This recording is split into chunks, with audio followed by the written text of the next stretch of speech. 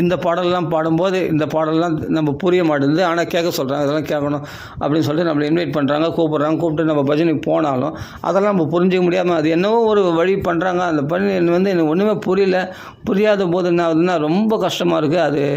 ஆனால் அதில் லைக்கணும்னு சொல்கிறாங்க, அது எல்லோரும் கை தட்டணும், எல்லாம் கை தட்டணும், இது பண்ணணும், அதை ரசிக்கணும்னா அது எப்படி ரசிக்க முடியும்? ரசிக்கும் தன்மை இல்லாத ஒரு விஷயத்தை போய் ரசிக்கணும்னு சொன்னால் எப்படி ரசிக்க முடியும்? அவங்களுக்கு ரசிப்பாக இருக்குது, அந்த பிராமணருக்கு அந்த உயர்ந்த அந்த அதிலே ஊறினவங்களுக்கு அது ரசிப்பு தன்மையாக இருக்குது, சுவையாக இருக்குது, அது ஹை குவாலிட்டி, நல்ல உயர்ந்த பிராமணர்கள், நல்ல அதால் என்ன சொல்கிறது, டக்குன்னு வார்த்தை வாயில் வர மாட்டேது, நல்லா மெச்சூர்டான, அதாவது என்னென்னா நல்லா படித்த பிராமணர்கள், அப்படி சொல்லலாம், படித்த பிராமணர்கள் அவர்களெலாம் நல்லா அந்த ஸ்காலர்ஸ் சொல்லலாம் இல்லையா, நல்ல விஷயங்கள் அதெல்லாம் சம்ஸ்கிருதம் தெரிஞ்சவங்க, இதெல்லாம் நல்லா பயிற்சி பண்ணவங்க, அதெல்லாம் எப்படி பாடணும் அப்படின்னா அந்த ஸ்ருதியோடு அந்த லயத்தோடு அழகாக பாடுறாங்கன்னா, அந்த ராகத்தோடு பாடுறாங்க அப்படின்னா அதில் ரொம்ப கான்சன்ட்ரேட்டாக கரெக்டாக பாடுவாங்க. அது கொஞ்சம் கூட அந்த உச்சரிப்பு தவறாமல், அதே சமயத்தில் அந்த லயம், அந்த ஸ்ருதி லயம்லாம் தவறாமல் பக்காவாக பாடுவாங்க. அதெல்லாம் பாடும்போது என்னென்னா அப்போ அது ரசிக்கிறதுக்கு அதுக்கு ஒரு மெச்சூர்டு மைண்டு வேணும். இப்போ என்ன மாதிரி ஆள்லாம் ரசிக்க மாட்டோம், எங்களுக்கு போர் அடிக்கும். அது மாதிரி அந்த ராகம்லாம் இழுக்கும்போது பார்த்தா போர் அடிக்கும், எங்களுக்கு தூக்கம் தான் வரும். அதுமாதிரி பாட்டெலாம் கேட்கும்போது அது கர்நாடக சங்கீதமோ வேறு ஏதோ அந்த பஜனைலாம் கேட்கும்போது தூக்கம் தான் வரும். ஏன்னா எங்களுக்கு அந்த நாலேஜ் கிடையாது. அவர்கள்லாம் அந்த நாலேஜில் ஸ்கில்லாக இருப்பாங்க, நல்ல ஸ்காலராக இருப்பாங்க, ஸ்கில்லாக இருப்பாங்க. அவங்க வந்து அதில் நல்லா ட்ரைனிங் எடுத்துருப்பாங்க, பக்காவாக பஜனை பண்ணுவாங்க. அவங்களெலாம் பார்க்கும்போது நம்மளுக்கு பயமாக இருக்கும். இதுக்கெல்லாம் இதெல்லாம் ரசிக்கணும்னா அந்த தகுதி வேணும், நம்மளுக்கு இது இன்வைட் பண்ணால் கூட நம்ம போகக்கூடாது அப்படின்னு தோணுது. இப்போ ஒரு விஷயத்தில் இப்போ சில இதெல்லாம் பாடுறாங்க. இப்போ ராதா கல்யாணத்துக்கு பாடுறாங்க. ராதா கல்யாணத்துக்கு வந்து என்னென்னா அந்த பத்ததி அது என்னது டக்குன்னு ஞாபகத்து வரலப்பா, அஷ்டபதி பாடுவாங்க. அஷ்டபதிலாம் நம்மளுக்கு புரியாது. அஷ்டபதிலாம் ரொம்ப விசேஷம்தான், ஃபஸ்ட் கிளாஸ், ரொம்ப அருமையாக. அஷ்டபதி வந்து எத்தனையோ அவங்கள் அது அஷ்டபதி அது பாடுவாங்க. அதெல்லாம் ராதா கல்யாணத்துக்கு பாடுவாங்க. நிறைய விஷயம் இருக்குது. எனக்கு சிலதெல்லாம் எனக்கு என்னென்னா எனக்கு அது முக்கியம் இல்லைன்னு தோணுச்சு. அதனால் எனக்கு அதெல்லாம் நான் அதை ரொம்ப கேதர் பண்ணல, அதை மைண்டில் ஃபிக்ஸ் பண்ணிக்கல. அதெல்லாம் நிறைய விஷயம் சொல்லுவாங்க. அதில் அந்த பஜனைகள்லாம், அந்த சம்பிரதாயம், அந்த பஜனை அதெல்லாம் சொல்லும்போது அதில் போய் ட்ரைனிங் எடுக்கணும் கண்டிப்பாக. சாதாரணமாக அஷ்டபதிலாம் எல்லோரும் பாட முடியாது, அது ரொம்ப ஸ்டெமினா வேணும். அதெல்லாம் அவ்வளோ அஷ்டபதியும் பாடணுன்னா சாதாரண விஷயம் இல்லை. அதெல்லாம் பாடணும். எத்தனையோ நிறைய இருக்குது அந்த சம்பிரதாய முறைப்படி, பஜனை சம்பிரதாய முறை. அப்போது சிலதெல்லாம் வந்து மகான்களுடைய சந்துக்களுடைய பாடலாம் பாடுவாங்க, ரொம்ப விசேஷம். நான் இல்லைன்னு சொல்லலை, ஆனால் எங்களுக்கு புரியலனா கூட கேட்டால் நல்லதுன்னா எங்களுக்கு தூக்கம் வருது. கேட்டால் நல்லதுன்னு தெரியுது, புத்திக்கு தெரியுது, ஆனால் மனசுக்கு அது ஃபிக்ஸ் ஆகலையே, மனசில் ஃபிக்ஸ் ஆகலையே. நான் என்ன பண்ணுறது? நான் மட்டி தான் ஒத்துக்கிறேன், எனக்கு அந்த நாலேஜ். நான் பிராமண குலத்தில் பிறகலை, நான் கீழ் குலத்தில் தான் பிறந்தேன்.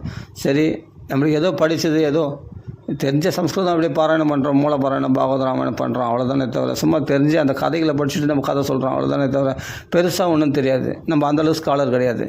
அப்போ அவரெல்லாம் பார்த்தா என்னன்னு தோணுன்னா பயமாக தான், அது அவங்கள பார்த்தா பயமாக இருக்குது. அப்பா இங்கெல்லாம் போனோன்னா இதெல்லாம் கேட்கணுன்னா இதுக்கெல்லாம் ஒரு தகுதி வேணும், நம்ம அந்த ரசனை வேணும், அதுக்கு அர்த்தம் தெரியணும், அப்போ தான் அதை ரசிக்க முடியும். அது மற்ற பிராமணர்கள் அந்த ராகத்தெல்லாம் ரசிக்கக்கூடியவர்கள் இருப்பாங்க, அவங்களுக்கு அது ஓகே. இப்போ பஜனையில் இப்படி இருக்குது. அதேமாதிரி உபன்யாசத்தில் பார்த்தா சில உபன்யாசங்கள்லாம் பார்த்தா ரொம்ப கண்டிஷனாக இருக்கும். இப்படி பண்ணணும், அப்படி பண்ணணும், இந்த ஆச்சாரம் கடைப்பிடினா அந்த ஆச்சாரம், இந்த ஆச்சாரம் அந்த ஆச்சாரம், ரொம்ப கடைப்பிடினா வெங்காயம் போட்டு சாப்பிடக்கூடாது, இதை சாப்பிட, அது பண்ணு, இப்படி இருக்கணும், அப்படி இருக்கணும். அது மெயினாக இந்த ஸ்கூலில் பார்த்தா ரொம்ப ரெஸ்ட்ரிக்ஷன்.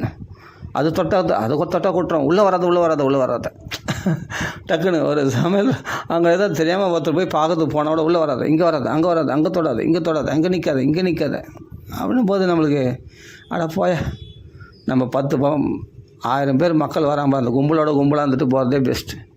நம்ம தீவிரமாக பக்தி பண்ணோன்னா அது ரொம்ப கண்டிஷன் இருக்குது ராஜா, அதெல்லாம் நம்மளால் முடியாது. அதில் சிக்ஷா எடுக்கணும், அந்த சிக்ஷாலே பலவிதம் இருக்குதான், அந்த பல படிகள்லாம் இருக்குதான், அதெல்லாம் ஃபாலோ பண்ணணுமா. அப்புறமா பார்த்தா தீட்சை எடுக்கணும்னா அதுக்கு பல இதெல்லாம் ஃபாலோ பண்ணணுமா.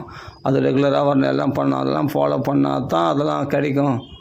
அப்படின்னா நம்மளன்னா சாதாரண மனுஷன் நம்மளாம். நம்ம அன்னாடங்காட்சி அன்றைக்கி வேலைக்கு போனால் சம்பளம், அவ்வளோதான். சாப்பிட்டு தூங்குறது தான் நம்ம வேலை, புரியுதா? நம்மளுக்கு குடும்பம் இருக்குது, குழந்தை குட்டி இருக்குது, இதெல்லாம் ஃபுல்லாக விட்டு வந்தால் தான் அப்போ. அப்படின்னா சன்னியாசிகளுக்கு தான் மோட்சன்ற மாதிரி. நிறைய பார்த்தா இஸ்கானில் பார்த்தா பிரம்மச்சாரிகள் நிறைய இருப்பாங்க. எல்லாத்தையும் விட்டுட்டு பிரம்மச்சாரிகளாக இருப்பாங்க. அவங்களால் பண்ண முடியும். ஏன்னா அதுவே கதின்னு இருக்கும்போது பண்ண முடியும், எல்லாத்தையும் தூக்கி போட்டு. நம்ம குடும்பஸ்தர்கள் நம்மளாம் என்ன பண்ண முடியும்? வாரத்துக்கு ஒரு நாள் வர முடியும், கோயிலுக்கு போக முடியும், இஸ்கான் கோயிலுக்கு பார்க்கலாம், எல்லாம் பண்ணலாம், நல்லா இது பண்ண முடியும். ஆனால் என்னால் அந்த இதெல்லாம் அவங்க சொல்கிற ரெஸ்ட்ரிக்ஷனை நம்ம ஃபாலோ பண்ண முடியாது. இப்போது ஒரு மாலை பண்ணுறதே பெரிய விஷயம். ஒரு மாலை பண்ணலாம், 2 மாலை பண்ணலாம், 4 மாலை பண்ணலாம். 16 மாலை பண்ணோன்னா அதுக்கு டைம் இருக்கணும். குறைஞ்சபட்சம் 1.5 மணி நேரம் ஆகும். எவ்வளோ ஃபாஸ்ட்டாக சொன்னாலும் 1.5 மணி நேரம் குறைச்சலாக ஆகாது. 16 மாலை ஜபிக்கணும்னா எப்படி 2 ஹவர், புதுசாக வரவங்களுக்கு 2 ஹவர் ஆகும். கரெக்டாக உச்சரிப்பு கரெக்டாக ஜபிக்கணும். அது வேறு அதே சொல்லிக் கொடுப்பாங்க அங்கே. எப்படி ஹரே கிருஷ்ணா ஜபிக்கணும், எப்படி பண்ணணும், அதெல்லாம் நிறைய இருக்குது. அப்போ இதெல்லாம் நினைக்கும் போது நம்மளுக்கு பயத்தை உண்டாக்குதே தவிர, இதெல்லாம் இப்படி பண்ணணும், இப்படி இல்லைன்னா அதுக்கு அபச்சாரம் ஆகிடும், நாம அபராதம். உடனே அங்கே வச்சுக்கிறாங்க 10 அபராதமாக, நாம அபராதம். இதை நானே சொல்லியிருக்கேன், இருந்தாலும் சொல்கிறேன். நான் என்ன சொல்கிறேன்னா, இப்போ நான் உயர்ந்த நிலையிலேருந்து பேசலை, சாதாரண ஒரு பாமரனாக இருந்து நான் பேசுகிறேன். சாதாரண பாமரனா என் நிலைக்கு இப்போ இந்த ஒன்றுமே தெரியாத மட்டியாக வரான் ஒருத்தன். அவனுக்கு என்ன சொன்னால் ஒரு மாலை ஜெபம்னு சொல்லுவாங்க. அப்புறமா பழக அப்பா ஒன்றுனா தெரிஞ்சுக்க சொல்லுவாங்க. தெரிஞ்சுக்கன்னு சொல்லி அப்புறமா இந்த வெங்காயம் பொருளாம் விட்டுட்டு முடியாது. ஃபஸ்ட்டு ரெகுலராக கோயிலுக்கு வர்றதே பெரிய விஷயம். அப்புறம் வந்த பிறகு தான் நான் அதெல்லாம் தெரிஞ்சிக்க முடியும்.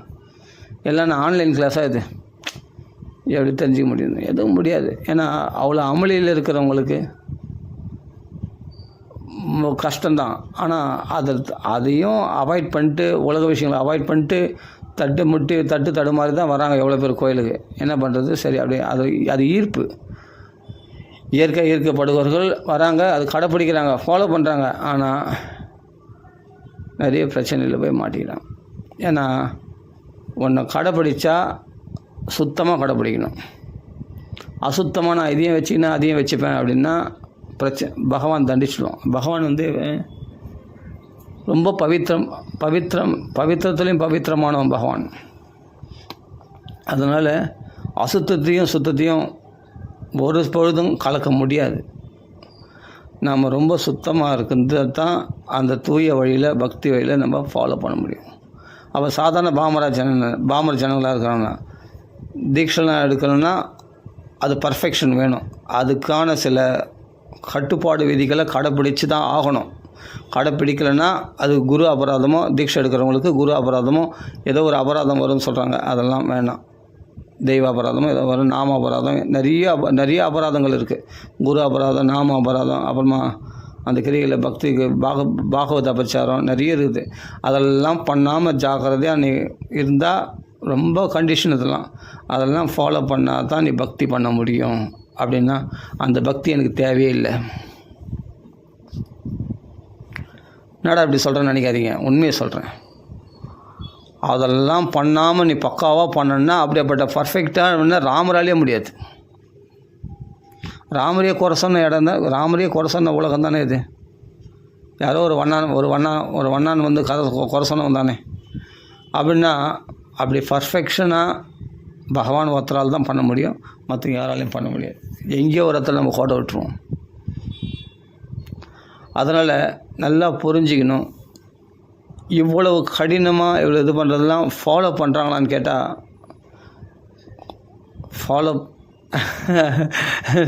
அதாவது ஃபாலோ பண்ணுறாங்கன்னா பர்ஃபெக்டாக ஃபாலோ பண்ணல, எல்லாம் ஏறக்குறை தான் இருக்கும், எல்லாம் அட்ஜஸ்ட்மெண்ட்டு தான், அவ்வளோதான்.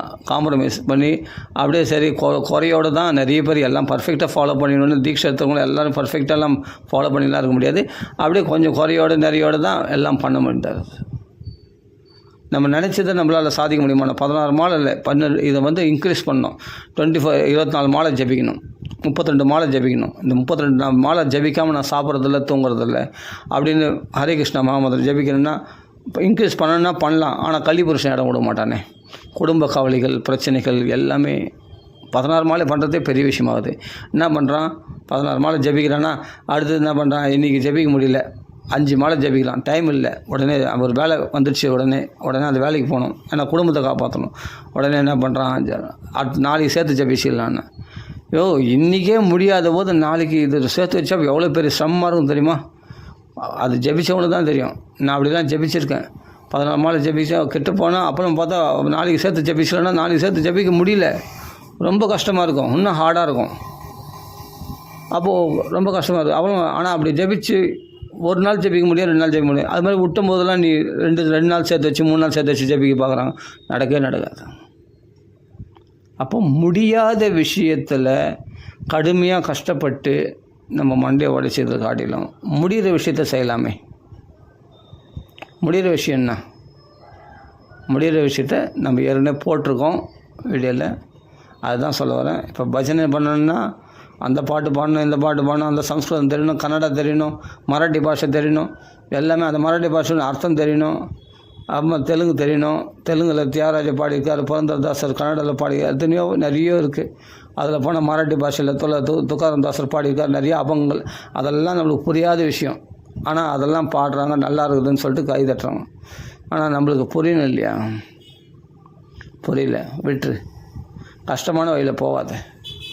சரி, நம்ம சரி பஜனை பண்ண முடியல, இந்த பக்தி வழியாக ஃபாலோ பண்ணலாமே.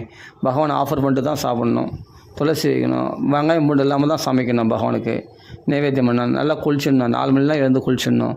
குளிச்சுட்டு வீட்டை சுத்தமாக வச்சுக்கணும், அடுப்பங்கரையை சுத்தமாக வச்சுக்கணும். அடுப்பு இப்போ சமையலறை ராதை இருக்கிற இடம், ராதை கோபம் வந்துடுமா. பகவானுக்கு படிக்கும்போது சுத்தமாக படிக்கணும். சுத்தமாக படித்து அதெல்லாம் ரொம்ப சுத்தமாக வச்சுக்கணும். சுத்தமாக வச்சுன்னா எதுவும் தீட்டுக்கிட்டு படக்கூடாது, எதுவும் எச்சில் பாத்திரம்லாம் படக்கூடாது. எச்சில் பாத்திரம்லாம் படக்கூடாது. ரொம்ப ஆச்சாரமாக இருக்கணும். அதெல்லாம் இது பண்ணி அதுக்குன்னு தனி பாத்திரம் வச்சுக்கணும். பாத்திரம் வச்சா அந்த பாத்திரம் தான் படைக்கணும். அதில் தான் பகவானுக்கு நைவேத்தியம் பண்ணணும், ஆஃபர் பண்ணணும். ஆஃபர் பண்ணிட்டு தலை சிலையை மூடிட்டு பகவானுக்கு அதில் அப்புறமா கை தட்டு அப்புறம் போய் ஆஃபர் பண்ணது எடுப்பாங்க. எல்லாம் இருக்குது. இது ரொட்டீனாக பண்ணுறவங்களுக்கு பெருசாக தெரியாது. ஆனால் ஆரம்ப நிலையில் இருக்கிறவங்களுக்கு பெரிய கஷ்டமாக இருக்கும். ரொட்டீனாக பண்ணுறவங்களுக்கே நிறைய சிக்கல் வந்துடும். திடீர்னு விருந்தாளி வந்துடுவாங்க, அவங்க அனாச்சாரமாக தான் இருப்பாங்க. இல்லை நம்ம எங்கன்னா கல்யாணத்துக்கு போவோம், ஏதாவது வேறு எங்கேயாவது போவோம், சில தீட்டுலாம் நம்மளுக்கு பட வேண்டியிருக்கும், பட்டுடும். அதுக்கெல்லாம் என்ன பண்ண முடியும்? அப்போ அது அபராதம்னு நினைக்கிறோம் இல்லையா, அந்த அபராதம் வந்துடும். வந்தவுடனே அதுக்கான தண்டனை கஷ்டத்தையும் அனுபவிக்கணும். விஷயத்தை புரிஞ்சிக்கணும். எதையுமே கேர்லெஸ்ஸாக பண்ணக்கூடிய தெய்வீக விஷயம் மனுஷங்களை விளையாடலாம், தெய்வீக விஷயத்தில் விளையாட முடியாது. அப்படி நம்ம ஆச்சாரமாக இருக்கணும், கண்டிப்பாக இருக்கணும். அப்படி நம்ம வாக்கு கொடுத்துறோம் இல்லையா, அது சத்திய பிரமாணம் பண்ணி தான் நம்ம அந்த மாலையை வாங்கிக்கிறோம். குருகளிருந்து இருந்து 14 மாலை ஜபிக்கிறேன், கிருஷ்ணனை தவிர எனக்கு அந்நிய தெய்வம் தெரியாது அப்படின்னு தானே வாங்குறோம். அப்புறம் நம்ம மற்ற தெய்வங்களும் வணங்குறோம், எல்லாம் பண்ணுறோம். அப்போ அது அபச்சாரம் தானே. அப்போ அது தண்டனை கிடைக்காதா? யோசிச்சுப்பாரு. அப்போது நிறைய இருக்குது. அப்போ இதெல்லாம் நினைக்கும் போது பயமாக இருக்குது. இதெல்லாம் ஃபாலோ பண்ணால் தான் பக்தியில் முன்னேற்றம் அடைய முடியும். அப்போ நிறைய புக்ஸை பாருங்கள், இஸ்கான் புக்ஸில் இப்போ தலைகாணியாக இருக்கும் ஒவ்வொரு புஸ்தகம், பெரிய புஸ்தகம். இதெல்லாம் படித்தா தான் நம்மளுக்கு நல்ல நாலேஜ் வரும். இதெல்லாம் படிக்காமல் உனக்கு தீட்சை கிடையாது. அந்த புஸ்தகம்லாம் படிச்சிடணும், படிச்சிருந்தால் தான் உனக்கு தீட்சை. அதெல்லாம் நிறைய புஸ்தகம்லாம் இருக்குது. அப்போ அதெல்லாம் நாலேஜ் இம்ப்ரூவ் பண்ணுறது தான் நல்ல விஷயந்தான். ஆனால் முடியாதே, நான் பௌதிகவாதியாச்சே, எனக்கு அதில் ஃபஸ்ட்டு இன்ட்ரெஸ்ட்டே வராத நான் திடீர்னு அதில் போய் இன்ட்ரெஸ்ட் வாடினா எப்படி வரும்? ஆனால் கோயிலுக்கு வரேன், பகவான்கள் பிரார்த்தனை பண்ணால் என் வீட்டில் எனக்கு குடும்பத்தில் நிறைய கஷ்டம் இருக்குது, கஷ்டத்தை போகிறதுக்காக நான் வந்திருக்கேன் பிரார்த்தனை பண்ணுறதுக்காக. நான் தூய பக்திலாம் எனக்கு தெரியாதுப்பா. கிருஷ்ணங்களை தூய பக்தி பண்ணோம், ராம பக்தி எனக்கு குடும்பத்தில் பிரச்சனை, அதுக்காக நான் இஸ்கான் கோயில் வந்தேன். பிரார்த்தனை பண்ணால் நிறைவேறும்னு சொன்னாங்க, அதுக்காக வந்தேன், அவ்வளோதான். நான் இதெல்லாம் ஃபுல்லாக ஃபாலோ பண்ண இப்படி பண்ண நாமா ஜபிக்க சொன்னாங்க. சரி ஜபிக்கிற ஹரே கிருஷ்ணா சொல்கிறேன், 100 மந்திரம் சொல்கிறேன். ஒரு மாலை தான் என்னால் சொல்ல முடியும், ஏன்னா அதுக்கே எனக்கு 10 நிமிஷம் 20 நிமிஷம் ஆகிடுது. நான் மற்ற வேலைகள்லாம் பார்க்கணும், குடும்பத்தில் இருக்கேன். அப்படின்றவங்களுக்கு என்ன கதி? யோசிச்சு பாருங்கள் ஒவ்வொரு விஷயமும். அப்போது எதையுமே கடினப்படுத்தாமல் பார்த்தாவே பயம், ஐயோ இதெல்லாம் ஃபாலோ பண்ணணும், தீட்சை எடுக்கணும்னா இவ்வளோ ஃபாலோ பண்ணணுமா? அதுவும் இன்னும் பிராமண தீட்சைலாம் இருக்குது, இன்னும் நிறைய இருக்குது. அதெல்லாம் அது படிப்படியாக போயினே இருக்கும். அது கோர்ஸ்லாம் வேறு இருக்குது, அது சர்டிஃபிகேட்டில் பலவிதமான கோர்ஸ்லாம் இருக்குது. அதில் நிறைய இருக்குது. அதெல்லாம் இன்ட்ரெஸ்ட். இதெல்லாம் சொல்கிறேனே, இதெல்லாம் பண்ணால் தான் பக்தி அப்படின்ற ஒரு நிலையில் கொண்டு வந்து வச்சுட்டாங்க. அப்படி வேணான்றேன், அது வேணாம். இந்த கண்டிஷன்ஸ்லாம் இதெல்லாம் பக்காவாக பண்ணால் தான் பக்தி நிலைக்கு நீ உயர முடியும் அப்படின்னு ஒரு ஒரு மைண்ட் செட்டில் கொண்டு வந்து வச்சிட்டோம்னா அப்புறம் என்னம்னா அதெல்லாம் பண்ணால் தான் பக்தி, அப்போ பகவான் கிடைப்பான், இல்லாட்டி பகவான் கிடைக்க மாட்டான்ற அளவுக்கு ஆகிடும். சத்தியமாக சொல்கிறேன், இந்த வழியெல்லாம் முடிஞ்சவங்களுக்கு போகலாம். இதெல்லாம் முடியாத சாதாரண பாமர மக்கள், என்னை போன்ற பாமர மக்கள், குடும்பத்தில் கண்டிப்பாக முடியாது. நிறைய பேர் இஸ்கான்லேருந்து டிவேட் ஆகிட்டாங்க, கீழே விழுந்துட்டாங்க. ஏன்னா முடியல, அவங்களால ஃபாலோ பண்ண முடியல. வீட்டில் கறி மீன் சாப்பிட்றாங்க, இவர் வந்து நான் இஸ்கான் வரை ஃபாலோ பண்ணுறேன்னு. எப்படி இருந்தாலும் அந்த ஸ்மெல்லானது பகவானுக்கு அங்கே பூஜை அறையில் போகுமா போகாதான்? யோசிச்சு பாருங்கள். யாரோ வீட்டுக்கு வராங்க, எல்லாம் என்னென்னவோ பல மில்லேச்சர்லேருந்து எல்லாருமே வராங்க வீட்டில். அப்போ வந்து நம்ம இந்த இஸ்கான் வழி நம்ம ஃபாலோ பண்ண ஆச்சாரமாக இருக்கணும், எப்படி முடியும்? அவங்க என்னென்னவோ சாப்பிட்டு வந்திருப்பாங்க, எல்லாம் பண்ணியிருப்பாங்க. நாமளும் அவங்க கல்யாணத்தெல்லாம் கூப்பிட்டா போவோம், வருவோம். சாப்பிடாமல் இருந்தால் அவங்க கோச்சிப்பாங்க குடும்பஸ்தர்கள். அது நம்ம குடும்பத்தில் நம்ம விஷயத்துக்கு அதே மாதிரி வந்தால் நம்ம வீட்டில் சாப்பிட மாட்டாங்க. இதெல்லாம் நிறைய ப்ராப்ளம்ஸ் இருக்குது இல்லையா? அப்போது என்னென்னா ஃபஸ்ட்டு முதல் புரிஞ்சிக்கணும். ஃபாலோ பண்ண முடிஞ்சால், நான் என்ன சொல்கிறேன்னா, ஃபாலோ பண்ண முடிஞ்சால் ஒரு விஷயத்தை பக்தியில் முன்னேற்றம் அடையிறது ஃபாலோ பண்ண முடிஞ்சால், இது இஸ்கானில் நான் சொல்ல வரல, இஸ்கானில் மட்டும் இவ்வளோ கண்டிஷன் இல்லை, மற்ற இடத்துல கூட நிறைய கண்டிஷன்ஸ் இருக்குது. அவங்களாம் பார்த்தா பயமாக இருக்கும். இந்த ஒருத்தர் இங்கே சொல்கிறாங்க, ஹரே ராம ஹரே கிருஷ்ணா ஒருத்தர் சொல்கிறாங்க, அவங்க வீட்டிலாம் போனால் அவர் பயமாக இருக்கும் எனக்கு. அவர் அப்படி ரொம்ப ஓவராக பண்ணுவார். ஒருத்தர் அவங்க ஹரே ராம ஹரே கிருஷ்ணா தான் சொல்கிறாங்க. அவங்க வந்து என்னென்னா இப்படி இருக்கணும், அப்படி இருக்கணும், அதை ஃபாலோ பண்ணிருக்கணும். அங்கே போனால் இங்கே வரக்கூடாது, இன்னொரு இடத்துல பஜனை பண்ணால் இங்கே வரக்கூடாது. ஆமாம், அங்கே போய் கதை கேட்டால் இங்கே வரக்கூடாது. எங்கள் கையில் வரனா எங்கள் கையில் மட்டும்தான் வரணும் அப்படின்லாம் ஒரு கண்டிஷனு. அங்கே போனால் அதில் நிறைய பாலிடிக்ஸ் இருக்குது. நீ பெரிய ஆளா, நான் பெரிய ஆளா. அப்போ இது மாதிரி இடங்கள்லாம் போகும்போது, இந்த பஜனை இது மாதிரி இடத்துலலாம் போகும்போது ஏன் நான் சொல்கிறேன்னா, இது மாதிரி எதையுமே நல்லா புரிஞ்சுங்க. ஏன் நான் சொல்ல வரேன்னா, இதில் அட்ஜஸ்ட் பண்ணின்னு போகிறவங்க இருக்காங்க. அட்ஜஸ்ட் பண்ணின்னு போனால், ஆனால் மனசு வெறுத்துக்குன்னு நீ பண்ணுற பஜனையானது பக்தியை உண்டாகாது, பக்தி இன்க்ரீஸ் பண்ணாது. மனசு வெறுத்துக்குன்னு நீ அங்கே அட்ஜஸ்ட் பண்ணின்னு போகிற, அவங்க சொல்கிறதெல்லாம் தலையாட்டிக்கிற, ஆனால் மனசுக்குள்ளே என்ன இப்படி திட்டுறாங்களே, நம்மளை இவ்வளோ இதுவாக பேசுகிறாங்களே, இவ்வளோ கேவலமாக பேசுகிறாங்களே அப்படின்னு மனசு கஷ்டமாக இருக்கும். அப்படின்னும் போது எப்படியோ அட்ஜஸ்ட் பண்ணி சரி, ஆனால் சந்தோஷமாக உற்சாகமாக பண்ணணும் இல்லையா ஒரு பஜனைன்னா? யோசிச்சு பாருங்கள். அப்போ என்னன்னா, எல்லாத்துக்கும் போகலாம், என்ஜாய் பண்ணிட்டு வந்து நேரணும், அவ்வளோதான். அங்கே இருக்கிற ரெஸ்ட்ரிக்ஷன்ஸ்லாம் ஃபாலோ பண்ண முடியாது.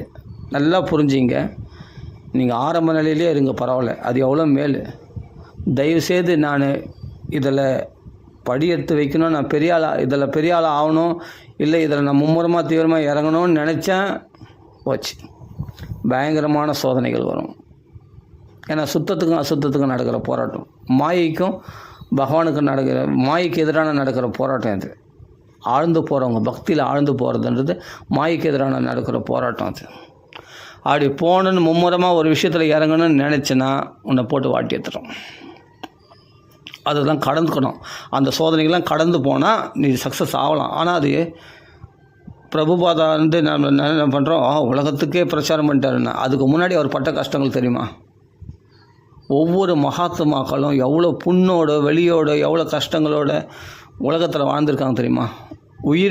உயிர் போகிற நிலையில் போராடிக்கிறாங்க தெரியுமா? 3 ஹார்ட் அட்டாக் வந்துடுச்சு ஸ்ரீல பிரபுபாதாவுக்கு. அவ்வளோ நிலைகளில் கஷ்டங்களை கடந்து தான் அந்த பக்தியை அடைய வேண்டார். என்னது அவ்வளோ துன்பங்களை, கொஞ்சம் நெஞ்ச துன்பங்களில் மாடு மோதிடுச்சு, கீழே விழுந்து மயக்கடிச்சு வந்தால் யாரும் கண்டுக்காமல் வந்தாங்க.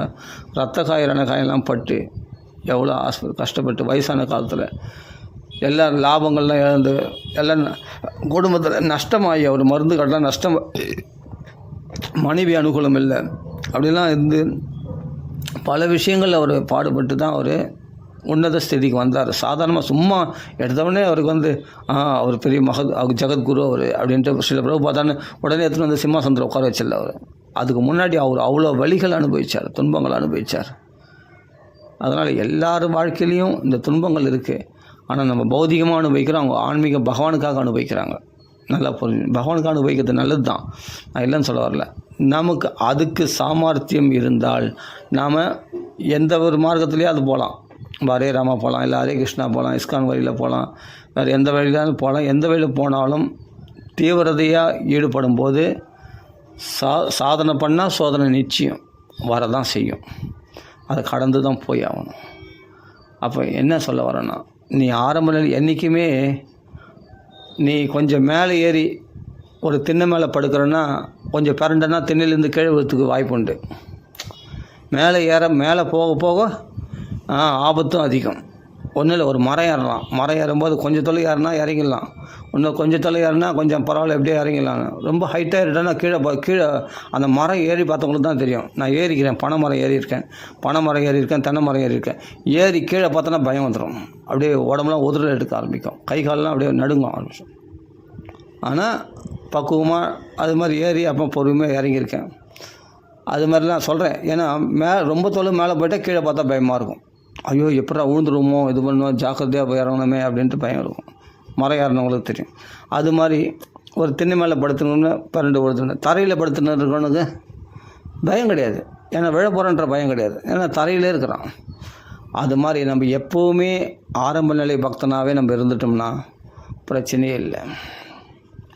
நாம் அதில் தீவிரதையை காட்டுறேன், என் சாமர்த்தியம், என் தபஸ் பலனை காட்டுறேன், நான் அப்படி காட்டுறேன், இது காட்டுறேன், நான் அப்படி பண்ணுவேன், இப்படி பண்ணேன், என் முயற்சி பண்ணேன், எனக்கு பலம் இருக்குது, நான் 2 மணி நேரம் கீர்த்தனை பண்ணுவேன், நான் 3 மணி நேரம் கீர்த்தனை பண்ணுவேன், நான் கூட 3 மணி நேரம் ராமநாம கீர்த்தனை பண்ணுவேன். ஆனால் அதை தொடர்ந்து பண்ணமே. 1 நாள் 2 நாள் பண்ணிட்டா போதுமா? 3 மணி நேரம் நான் கூட தான் கீர்த்தனை பண்ணுவேன், அதை டெய்லி பண்ணமே. 1 நாள் பண்ணிவிட்டு 2 நாள் பண்ணாமட்டா அப்போ அது பக்தி ஆகாது. ஒரு விஷயத்தை எப்போ நம்ம கண்டினியூட்டியாக பண்ணுறோமோ அதுக்கு ஒரு தபஸ் இருக்குது. அது எது வேணாலும் சரி. அப்போ நான் ஏன் சொல்ல வரேன்னா, இப்போ பஜனையில் பார்த்தா நிறைய ஸ்காலர் நல்ல அந்த அர்த்தங்கள்லாம் தெரிஞ்சு அந்த பத்ததிலாம் அந்த சம்பிரதாய பஜனை இருக்குது, அதெல்லாம் நம்ம ஃபாலோ பண்ணால் ரொம்ப அதெல்லாம் தெரிஞ்சு புரிஞ்சு நம்ம அனுபவிக்க தெரிஞ்சால் நம்ம ரசிக்கலாம். இல்லைன்னா தூக்கம் தான் வரும் அந்த பஜனையில் கேட்கும்போது. அதே மாதிரி யாகம் பண்ணுறான்னா சமர்ப்பயாமி யாகங்கள் பண்ணான்னா அங்கே போனாலும் தூக்கம் வரும். அந்த யாகங்களை பார்க்கும்போதே எனக்கு தூக்கம் வரும். எப்படா முடிக்க போகிறாங்க அந்த யாகத்தை அப்படின்னு தோணும். ஒரு யாக நிறைய இடத்துல கலந்துருக்கேன். பூஜைகள் அதுபோல் ஒரு தாமரை மலர்கள் மற்ற புஷ்பங்களால் பூஜை நாமா சொல்லி பூஜை பண்ணுவாங்க. ரொம்ப நேரம் உட்கார முடியாது பூஜையில்.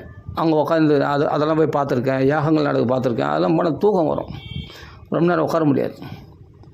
நான் சாதாரண எனக்கு ஒன்றுமே பக்தியை பற்றி ஒன்றும் தெரியாதவங்களுக்கு சொல்கிறேன். அந்த நிலையில் இருக்கிறவங்களுக்கு இதெல்லாம் பண்ணால் நல்லது, நம்ம நல்லது நடக்கும்னு சொல்லிட்டு கேட்குறவங்க கேட்பாங்க. எவ்வளோ நேரம் இருப்பாங்க?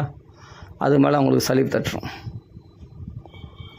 அப்போது எல்லாத்துக்குமே பக்தினாவே அதுதான் ரொம்ப சுலபம்னு சொன்னாங்க. அந்த பக்தியில் பார்த்தா இவ்வளோ கடினமான விஷயங்கள்லாம் இருக்குதா, இவ்வளோ இம்பாசிபிளான விஷயங்கள்லாம் நிறைய இருக்கா. ஆஹா, அப்போ அப்படின்னா என்ன தோன்ற மக்களுக்கு பக்தினாவே ரொம்ப கஷ்டம் போல் இருக்குது, பக்தினாவே இவ்வளோ இரிட்டேட்டில் எல்லாம் அனுபவிக்கணும் போல் இருக்குது. இவங்கள திட்டு வாங்கணும், சீனியர் டிவோட்டிஸ் இவங்க இல்லாட்டி வேறு ஏதோ தங்களுக்கு நம்ம கொம்பு மொழிச்சிட்ட மாதிரியும் நம்ம பக்தியில் என்ன பெருசாக முன்னேற்றம் அடைஞ்சிட்ட மாதிரியும் மற்றவங்க கீழே பாரு. இப்போ தான் ஆரம்பத்தில் வரவங்களும் மிரட்டுவாங்க, அப்படியே உருட்டுவாங்க. அவங்கள இப்படி பண்ணு, அது பண்ணு, அந்த சர்வீஸ் பண்ணு, அப்படி பண்ணு, இல்லைன்னா பக்தியில் முன்னேற்றம் பண்ணு. அப்போ நான் சொன்ன மாதிரி செய்ய மாட்டியா? அப்போ கிருஷ்ணனுக்கு கிரேஸ் காட்ட மாட்டார். ஏன் காட்ட மாட்டார்? இவங்க சொல்கிற பேச்சு கேட்டால் தான் பகவானுக்கு காட்டு வரோம்.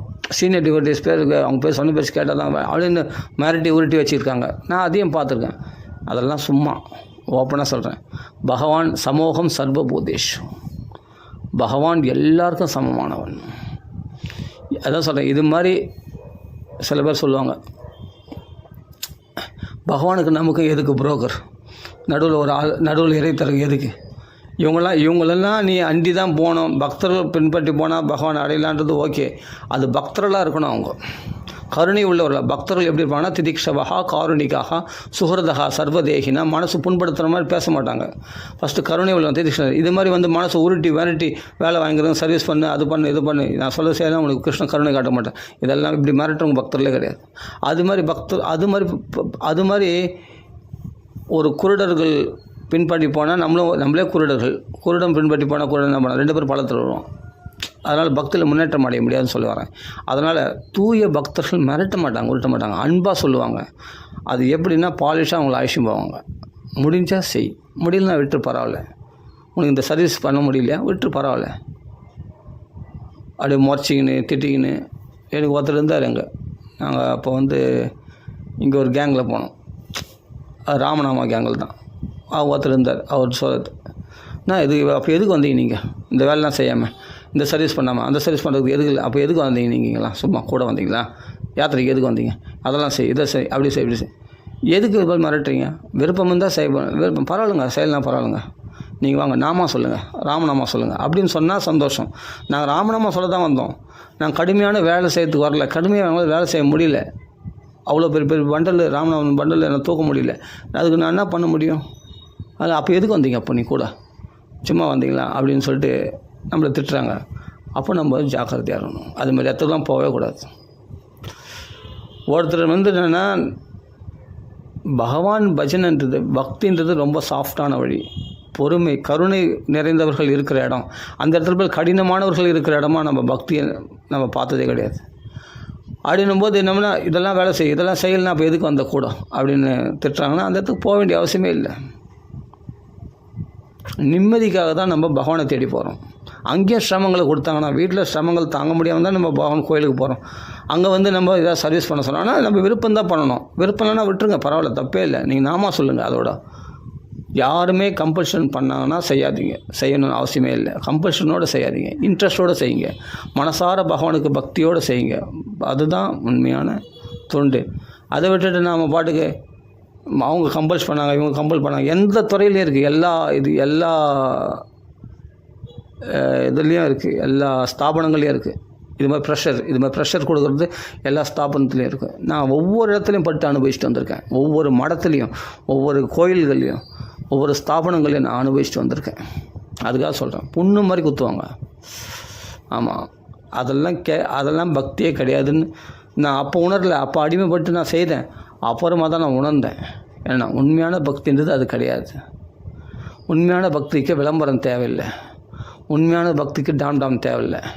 உண்மையான பக்தி மற்றவங்களை தன் கண்ட்ரோலில் வர வைக்கணும்னு நினைக்கிறதே உண்மையான பக்தி கிடையாது. சுதந்திரமாக பண்ணுறது தான் பக்தி.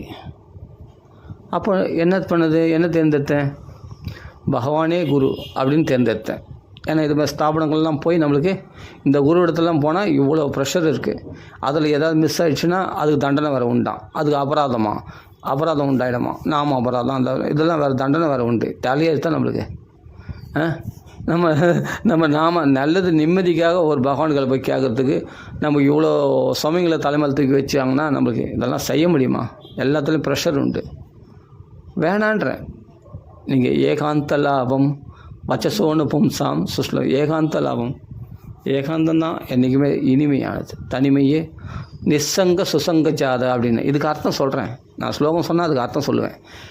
அது சொல்கிறேன். பரத யோகேஸ்வரர் சொல்கிறாரு, சங்கம் இல்லாமல் இருக்கிறதே நல்ல சங்கம். நீ தனிமையில் உட்காந்து நாமா சொல்லு. சங்கம் இல்லாமல் சும்மா உட்காந்து இருக்கிறதில்ல. பகவத் பக்தி பண்ணணும். ஏதாவது நாமா சொல்லணும், இல்லாட்டி பாகவதை படிக்கணும், ஏதாவது பண்ணணும். அதுவே உனக்கு சத் சங்கம் ஆகிடும். நீ பரத யோகேஸ்வரர் பற்றி படிச்சுன்னா பரத யோகேஸ்வரர் உனக்கு அனுகிரகம் பண்ணுவார். அந்த பக்தர் ஆஞ்சநேயர் பற்றி படிச்சுன்னா ஆஞ்சநேயர் உனக்கு கூட துணையாக இருப்பார். கண்ணுக்கு தெரிஞ்சதை நம்புறதை விட கண்ணுக்கு தெரியாத தெய்வீக விஷயங்களை நம்புறது தான் புத்திசாலி. அப்போ அவர்கள்லாம் நமக்கு அந்த ரிஷிகள், வியாசர், வால்மீகி, சுகாச்சாரியர் போன்ற ரிஷிகள்லாம் நமக்கு அனுகூலமாக இருப்பாங்க. இவன் பயப்படுறான் உலகத்தில். எல்லாருக்கும் காம்ப்ரமைஸ் பண்ணி போகலாம், ஆனால் நேர்மையாக இருக்க முடியாது.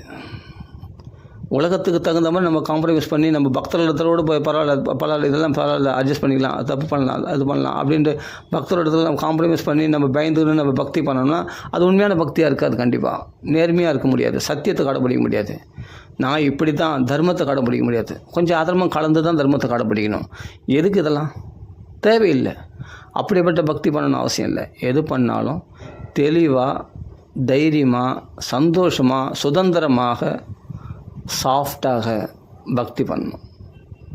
எப்படின்னா பகவான் நம்மளுக்கு சுதந்திரம் கொடுத்துருக்கான். முடிஞ்சால் பண்ணு, பல இல்லைன்னா விட்டுரு. கண்டிஷன் பண்ணாத. அப்படியே மனசு இறுக்கமாக்கிக்காத. துன்பப்பட்டு பக்தி பண்ணாத. யாருடைய நிர்பந்தத்துக்காக பக்தி பண்ண, யாருடைய கம்பல்ஷனுக்காக நீங்கள் போய் சர்வீஸ் பண்ணாதீங்க. பகவான் இடத்துல சுதந்திரம் வேணும். நிம்மதியாக பக்தி பண்ணணும். அப்போ நம்ம என்ன பண்ணுறோம் அப்படின்னா நம்ம அப்படி தான் சொல்கிறேன். ராம ராம ராம் ராம ராம ராம் ராம ராம் ராம ராம ராமா நான் அழகாக எனக்கு பிடிச்ச இந்த வழியில் நான் ஃபாலோ பண்ணுறேன். உங்களுக்கு பிடிச்ச வழியில் நீங்கள் நாமா சொல்லுங்கள். நாமா தான் முக்கியம். தெரிஞ்சு போச்சில்ல, சாரம் தெரிஞ்சு போச்சில்ல, ரகசியம் என்னன்னு தெரிஞ்சு போச்சில்ல. பக்திக்கு நாமா தான் முக்கியம். அதேபோல் கதாசிரவணம், ரசித்து ஒரு கதையை கேளுங்க. நீங்கள் சம்ஸ்கிருதம்லாம் தெரிஞ்சுக்கணும். ஒரு ஸ்லோகம், அந்த ஸ்லோகத்துக்கு ஒரு வார்த்தைக்கு அர்த்தம், அந்த அர்த்தத்துக்கு விளக்கம், அதுக்கு பொருள் விளக்குற அது இதுன்னு போட்டு மண்டையை உடச்சிக்காதீங்க.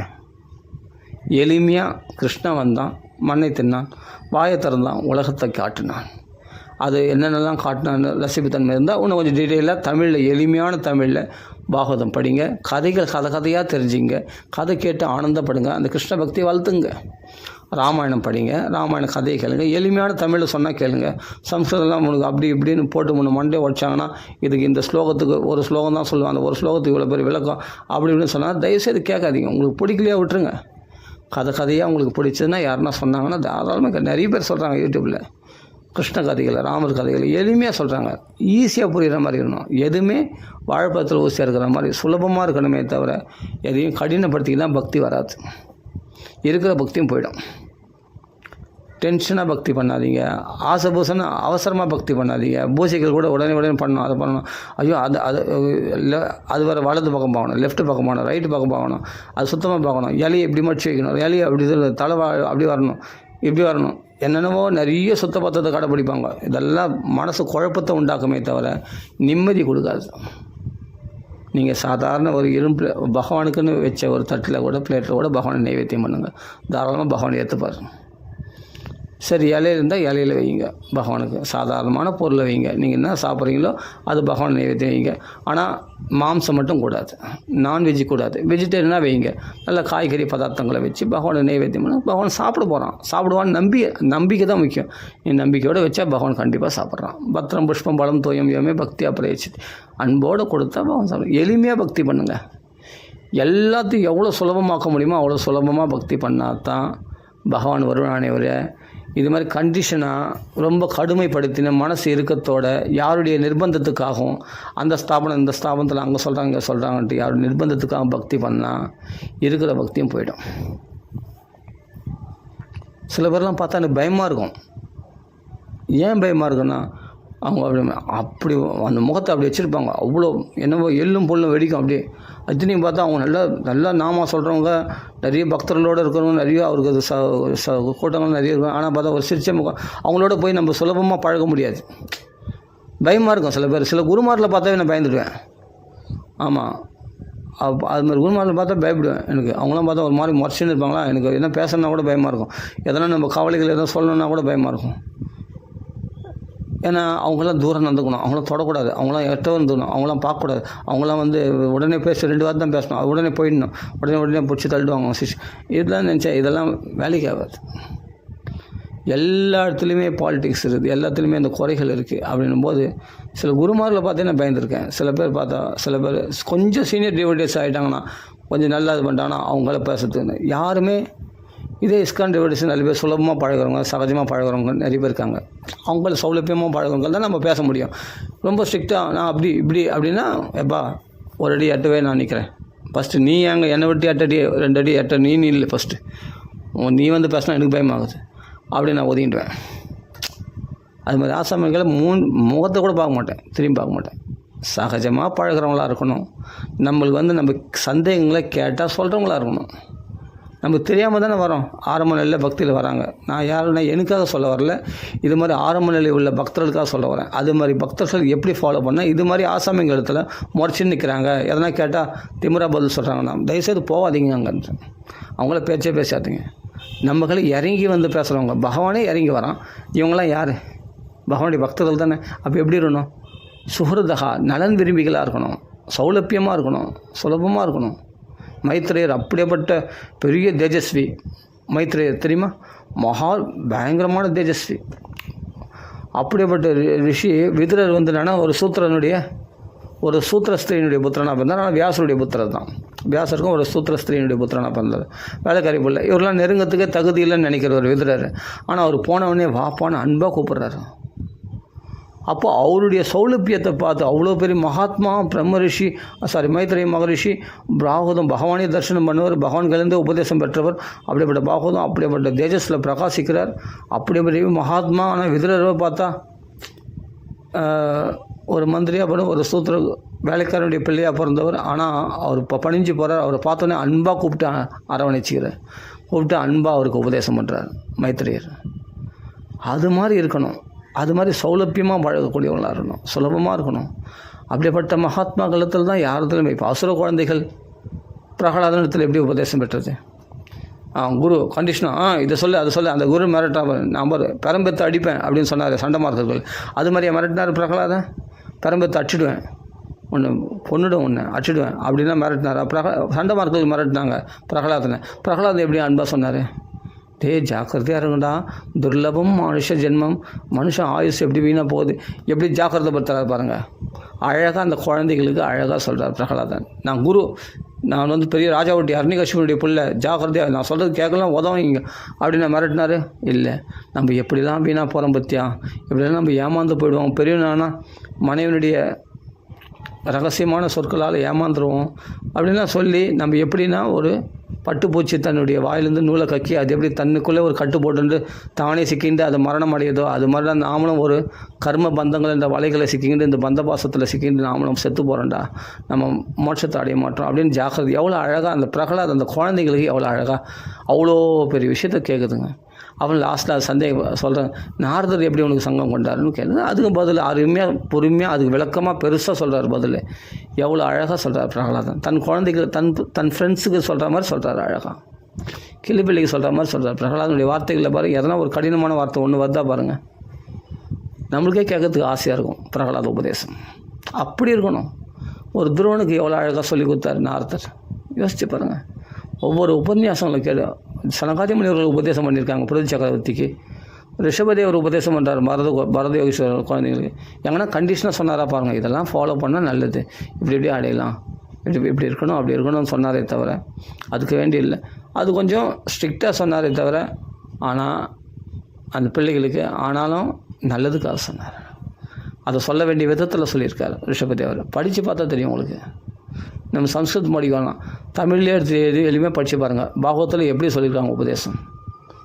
நம்மளுக்கு நம்ம கண்ணை திறந்து விடுற மாதிரி, நம்மளுக்கு விழிப்புணர்வு ஏற்படுத்துகிற மாதிரி சொல்லுவாங்க. அப்படி சொன்னால் தான் அவங்க குருமார்கள். மிரட்டி உருட்டின்னு இதை பண்ணாதான் அதை பண்ணாதான், இல்லை வந்து உனக்கு அபச்சாரம் வந்துடும், உனக்கு அபராதம் வந்துடும், அது வந்துடும், இது வந்துடும், இப்படி பயமுறுத்தி சொல்கிறவங்கள தயவுசெய்து போகாதீங்க, தயவுசெய்து போகாதீங்க. அப்படி பக்தி வேணாம். எளிமையாக சுலபமாக நம்மளுக்கு அனுகூலமாக இருக்கிறவங்க தான் நம்மளுக்கு இறங்கி அவங்க சொல்லக்கூடியவங்களாக இருந்தால் அவங்களிடத்தில் எவ்வளோ நேரம் பேசினாலும் நம்மளுக்கு சந்தோஷமாக பக்தி மேலே மேலே வளரும். அது மாதிரி பக்தர்களோடு சேரணும். அப்போ என்னென்னா நம்ம அதனால தான் நம்ம என்ன பண்ணுறோம், சுலபமாக பக்தி பண்ணுங்கள், ரொம்ப கஷ்டப்படுத்தே வேணாம். நாம சொல்கிறீங்க கீர்த்தனமாக பண்ணுங்கள், பிடிச்ச நேரத்துக்கு பண்ணுங்கள்.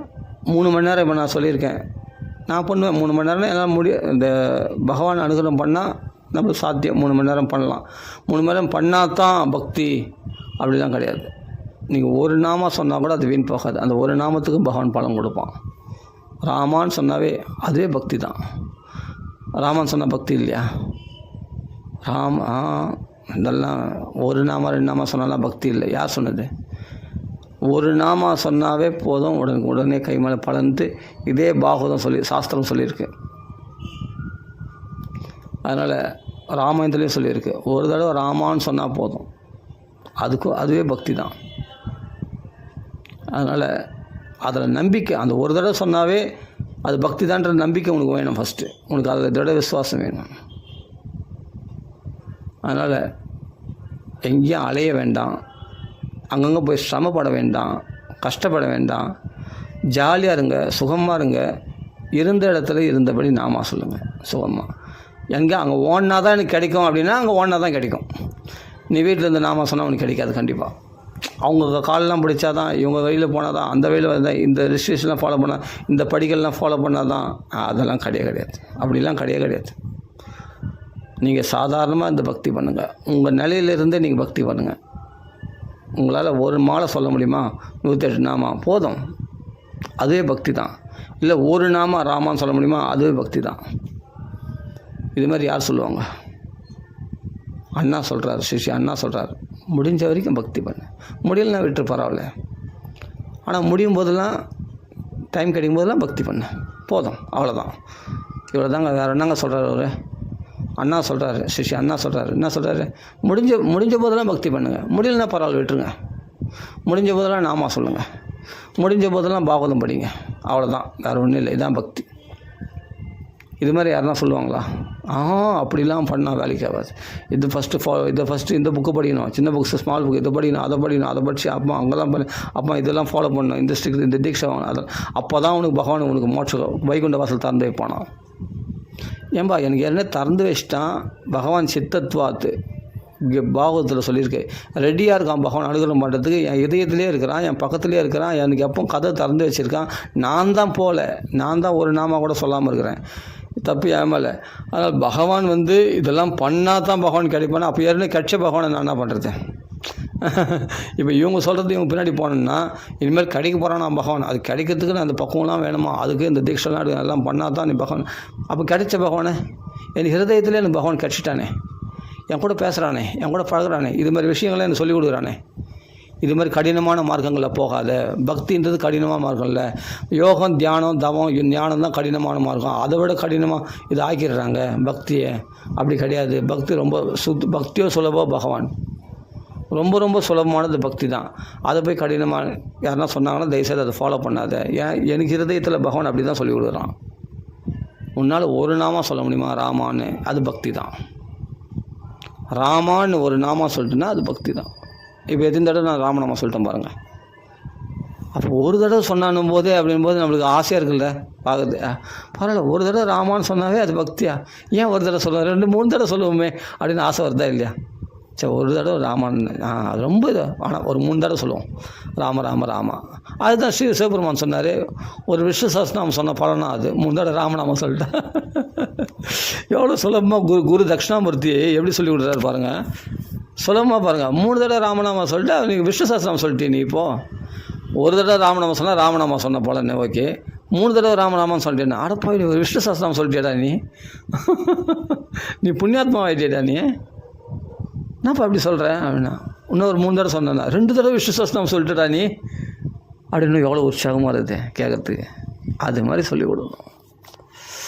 அப்போ என்ன சொல்கிறார் குரு தட்சிணாமூர்த்தி? என்ன சொல்கிறாரு?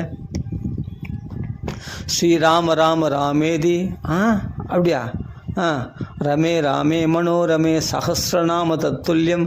ராமநாம சஹஸ்ரநாம தத்துல்யமா? விஷ்ணு சஹஸ்ரநாமத்துக்கு தத்துல்யமானதான். 3 தடவை ராமராமன் சொல்லிட்டேன். பரவாயில்லையே, நீ ஒரு தடவை ராமநாமம் சொன்னாவே அது எல்லா பலன்களும் கிடச்சிது. எல்லா நாமத்துடைய பலனும் ராமநாமத்தில் அடங்கிடுச்சு. க்ஷேத்திர யாத்திரை, தீர்த்த யாத்திரை, எல்லா படம் அவ்வளோ சுலபமாக இருக்குது. ரொம்ப சுலபமாக மகான்கள்லாம் போதேந்திரெல்லாம் ரசோதயத்தில் பாருங்கள், ரொம்ப சுலபம். அப்படி தான் வழிகாட்டி கொடுத்துட்றாங்க. அப்படி ஃபாலோ பண்ணணும்.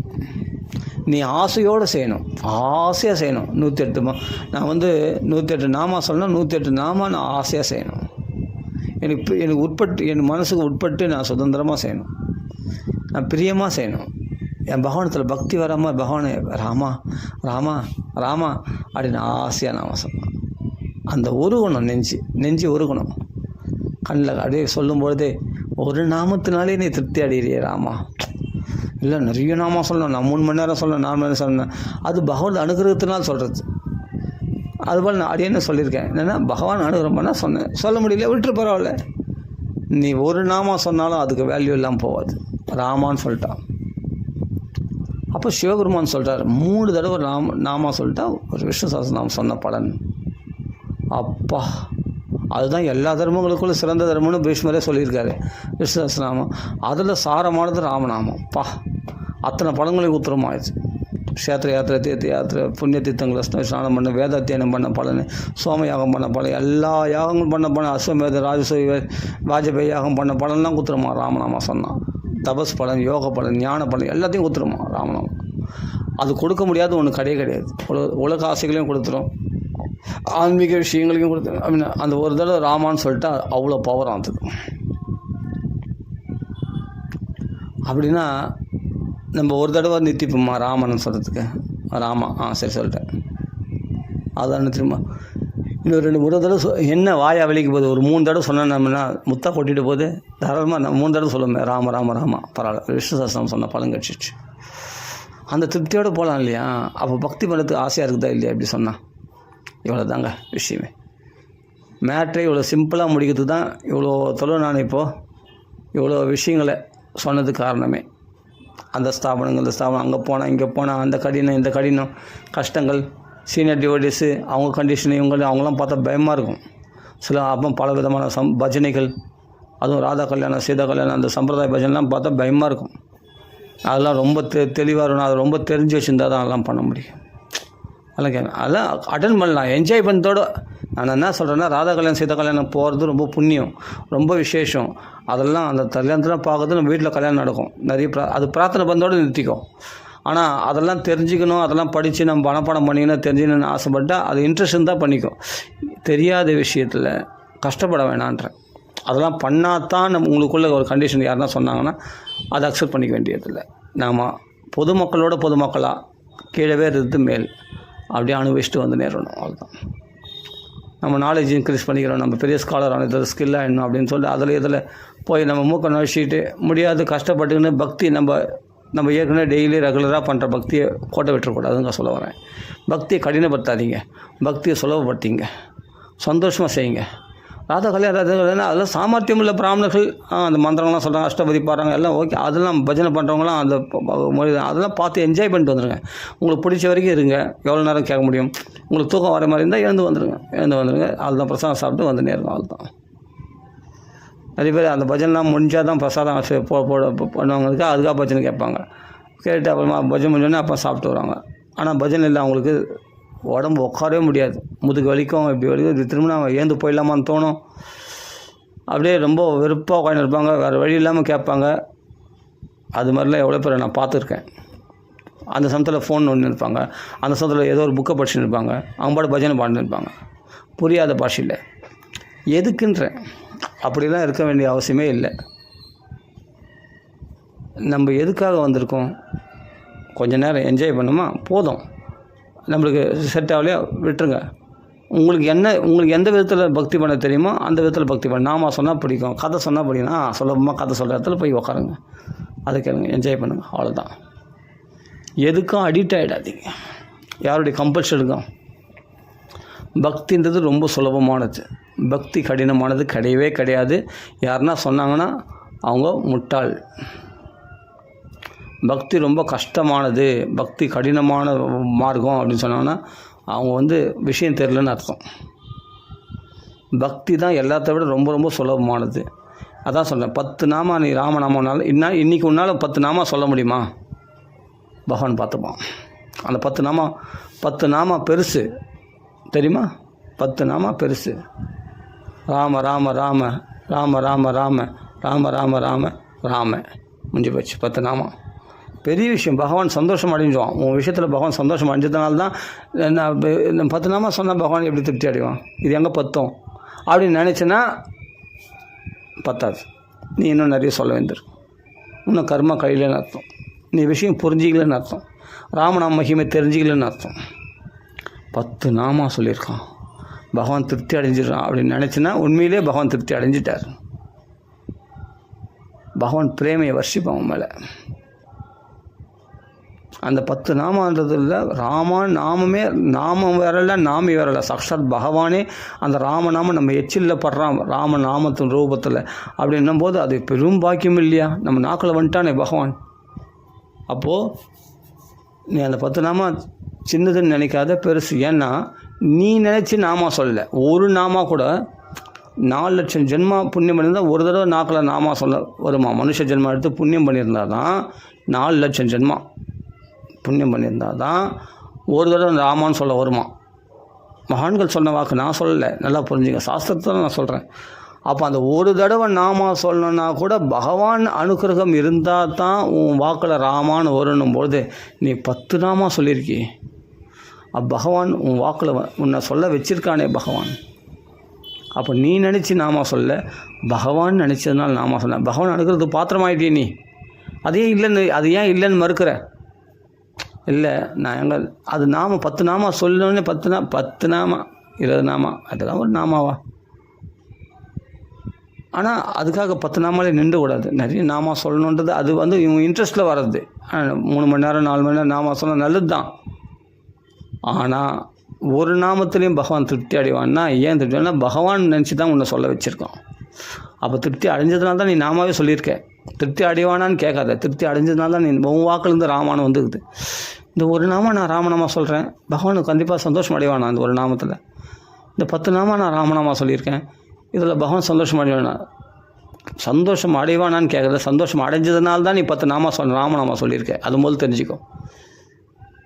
இந்த ரகசியம் தெரிஞ்சுக்கும். முதல்ல எனக்கு பகவானே குருவாக இருந்து தான் எவ்வளோ விஷயங்களை தெரிய வச்சுருக்கான், புரிய வச்சுருக்கான். சுலபமாக இரு, வாழ்க்கை இன்பமாக கழி, சந்தோஷமாக இரு, நேர்மையாக நடந்துக்கோ, எங்கேயும் பொய் பேசாத, நேர்மையாக நடந்துக்கோ, பிரம்மச்சத்தை கடைப்படி, நான் நியாயமாக நடந்துக்கோ, அவள் தான். தர்மமாக நடந்துக்கோ, அதர்மம் பண்ணாது, அவ்வளோதான்.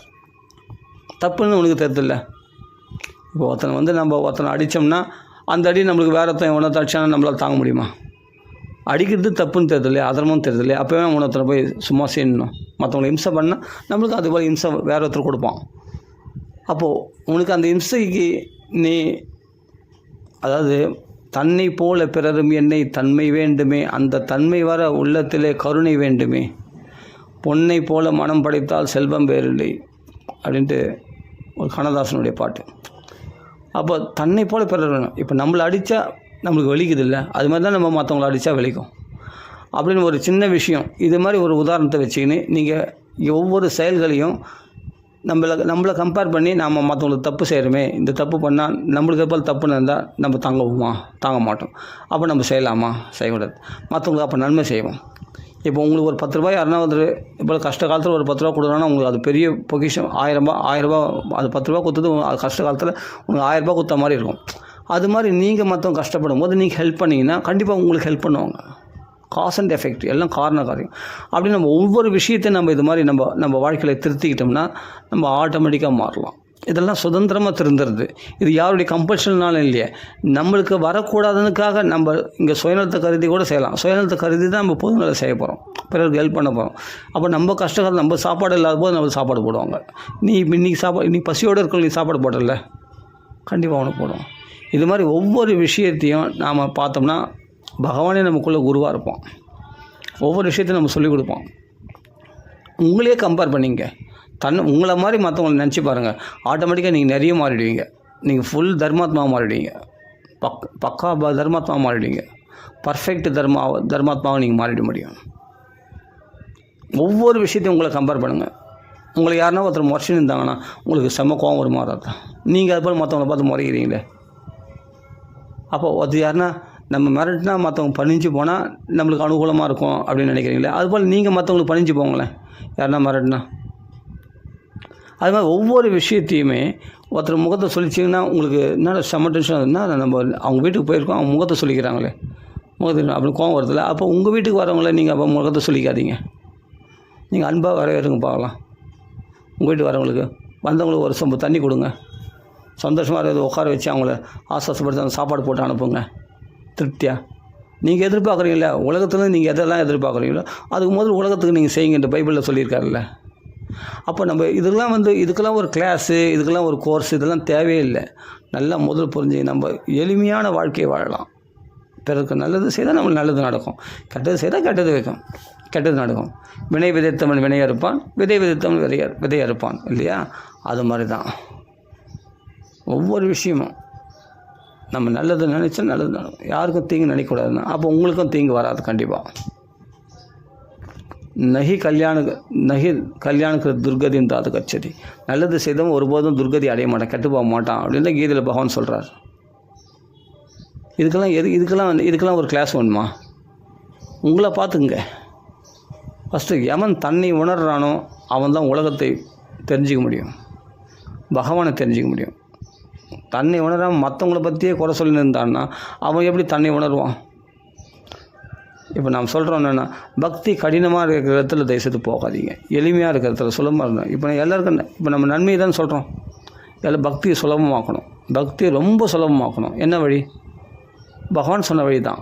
நானாக புதுசாக இட்டு கட்டினது கிடையாது, மகான் சொன்னது தான். ஒரு நாமா சொன்னால் கூட அது பகவான் அணுகிறதுனால நீ சொன்னேன்னு தெரிஞ்சுக்கோ. 10 நாமா சொல்கிறேன்னா பெரிய அனுகிரகம் பண்ணியிருக்கான். பகவான் அனுகிரகம் பண்ணியிருக்கான் அப்படின்னு நினைக்கிறவங்களுக்கு பகவான் அனுகிரகமே பண்ணியிருப்பான். நான் பகவான் என்னால் மாயை ஜெயிக்க முடியல, என்னால் எந்த நாமா சொல்ல விட மாட்டேங்குது, எந்த சாதனையும் பண்ண முடியல, என்னால் நாமா சொல்ல முடியல, பாகவதம் படிக்க முடியல, பகவான் எனக்கு அனுகிரகம் பண்ணல இன்னும் அப்படின்னா அனுகிரகம் பண்ணல தான். உன் வாய் சொல் கொண்டே உன்னை வந்து நீதி தீர்ப்பான். அதாவது உனக்கு நீதி வழங்குவான் பகவான். உன் வாய் சொல் கொண்டே உனக்கு தீர்ப்பு வழங்குவான் பகவான். முதல்ல புரிஞ்சுக்கணும், நம்ம வார்த்தை ஜாக்கிரதையாக இருக்கணும். என்ன பேசுகிறோம், எதை பேசுகிறோம், வார்த்தைகளை ஜாக்கிரதையாக இருக்கணும். எதை பேசுகிறோன்னு பார்த்து பேசணும். வாய்க்கு வந்தோடனே சில பேர் சனினே அப்படின்னு வெளியில் போகிற சனினே உள்ளே விட்டுப்பாங்க. ஏன் அந்த வார்த்தையை போய் குழந்தைகளை திட்டுற, சனினே நீ எதுக்கு திட்டுற? திட்டக்கூடாது. சனியை வந்தான்னா ஆகும் தெரியுமா? தாங்குவே நீ? சனி பார்வைப்பட்டா அதை போய் கூப்பிடலாமா? கூப்பிடக்கூடாது. நம்ம ராமான்னு கூப்பிடலாம். பகவான் கடாட்சம் பட்டால் நம்ம பவித்திரம் அடைவோம், எல்லா துன்பங்களும் விலகி இருப்போம். அப்படிங்கும்போது நம்ம எதை பேசணும், வார்த்தைகள் ரொம்ப முக்கியம். அந்த வார்த்தைகள் சுலபமாக சொல்லுவாங்க, சுலபமாக ஒருத்தர் வச்சு திட்டுவாங்க. அது மாதிரி கழுதை நாய் அப்படி இப்படின்னு திட்டுவாங்க. அப்போ திட்டினா என்னென்னா அது மாதிரி தப்பான அது மாதிரி வார்த்தைன்னா அந்த நீச்சல் நிலைக்கு நம்ம இறங்கிடணும். அந்த நீச்சல் நிலைக்கு நம்ம இறங்கிட்டோம்னா நம்மளுடைய சுபாவங்களும் மாறிடும், நம்மளுக்கு அதுக்கான தண்டனையும் கிடைக்கும். வார்த்தைகள் ரொம்ப முக்கியம். அப்போ எதுவுமே கஷ்டப்படுத்தாமல் அதே சமயத்தில் நமக்கு நல்லது எதுவோ அதை மற்றவங்கள நினச்சா போதும், வேறு ஒன்றுமே தேவை. சிம்பிள் வாழ்க்கை, ரொம்ப சிம்பிள். பக்தின்றது ரொம்ப சொல்லுவேன். என்னென்னா தன்னை போல் பிறரை எண்ணுங்க, முடிஞ்ச வரைக்கும் நாமா சொல்லுங்கள். முடியாத போது நீங்கள் உங்கள் லௌகிக காரியங்களை பாருங்கள். ஸ்ரீ அண்ணா சொன்னது அதுதான், நாமா சொல்லுங்கள், அதுதான். முடிஞ்ச வரைக்கும் பக்தி பண்ணுங்கள். அப்படின்னா 10 நாமா இல்லையே, நான் 100 நாமா கூட சொல்லிட்டோன்னே, 108 நாமா பரவாயில்ல, அப்படியே இன்க்ரீஸ் ஆகினே இருக்கும். நீங்கள் மறுநாள் சொல்ல முடியல, பரவாயில்ல விட்டுருங்க. சொல்ல முடியும் போதெல்லாம் சொல்லுங்கள். இல்லை நேற்று 108 நாமா சொல்லிட்டேன், இன்றைக்கி 10 நாமா கூட சொல்ல முடியல, பரவாயில்ல, அந்த 10 நாமா சொல்லுங்கள். அப்புறமா டைம் கிடைக்கும்போது சொல்லுங்கள், அப்படியே இன்க்ரீஸ் ஆகும். ஏன்னா இதில் அகங்காரம் இருக்குது. நேற்று 108 நாமா நான் சொன்னேன் அப்படின்ற எண்ணம் வருது. அதனால் இன்றைக்கி என்னடானா இன்றைக்கி கம்மியாயிடுச்சே, இன்றைக்கி 108 நாமா சொல்ல முடியல, 10 நாமா தான் சொல்ல முடியுது அப்படின்ற ஒரு இதுனா, அப்போனா நான் நேற்று நான் செய்தேன், அதனால் இன்றைக்கி செய்ய முடியல அப்படின்ற கருவம் வருது. நான் கிடையாது. அந்த நான்ற அகங்காரத்தை விட்டுடுங்க. பகவான் சொல்ல வச்சா நான் சொன்னேன். நேற்று 108 நாமா சொல்ல வச்சதும் பகவான் தான், இன்றைக்கி 10 நாமா சொல்ல வைக்கிறதும் பகவான் தான் அப்படின்ற அகங்காரம் யாருக்கு ஒழிஞ்சு போய் பகவான் மேலே பாரத்தை போட்டாங்களோ, மதர்ப்பணம் பகவதர்ப்பணமாக பண்ணி எல்லாம் பகவானுடைய செயலால் நடக்குது அப்படின்னு நினைக்கிறாங்களோ, அவங்களுக்கு நல்லா திருப்தியாகவே இருப்பாங்க. அந்த 10 நாமாவது பகவான் சொல்ல வச்சேனே, பகவான் கிரேஸ் கருணை காட்டியிருக்கான் அப்படின்னு அதை நினச்சி சந்தோஷமாக இருப்பாங்க. இன்னொரு இது ராமகிருஷ்ண பரமஹம்சர் யாரோ ஒரு மகாத்மா சொன்ன கதை, ஒரு மகாத்மா சொல்கிற ஒரு சன்னியாசி போகிறார். ஒரு சன்னியாசி போகும்போது காட்டில் ஒருத்தர் யோகம் பண்ணியிருக்கார், ஒருத்தர் தியானம் பண்ணியிருக்கார். ஒருத்தர் ஆடு மேய்ச்சின்னு இருக்கான். அதை தியானம் பண்ணோடனே தியானம் பண்ணியிருக்கான், ஒருத்தன் யோகம் பண்ணிருக்கான். ஒரு சன்னியாசி போகிறார். அந்த சன்னியாசி பெரிய மகாத்மா.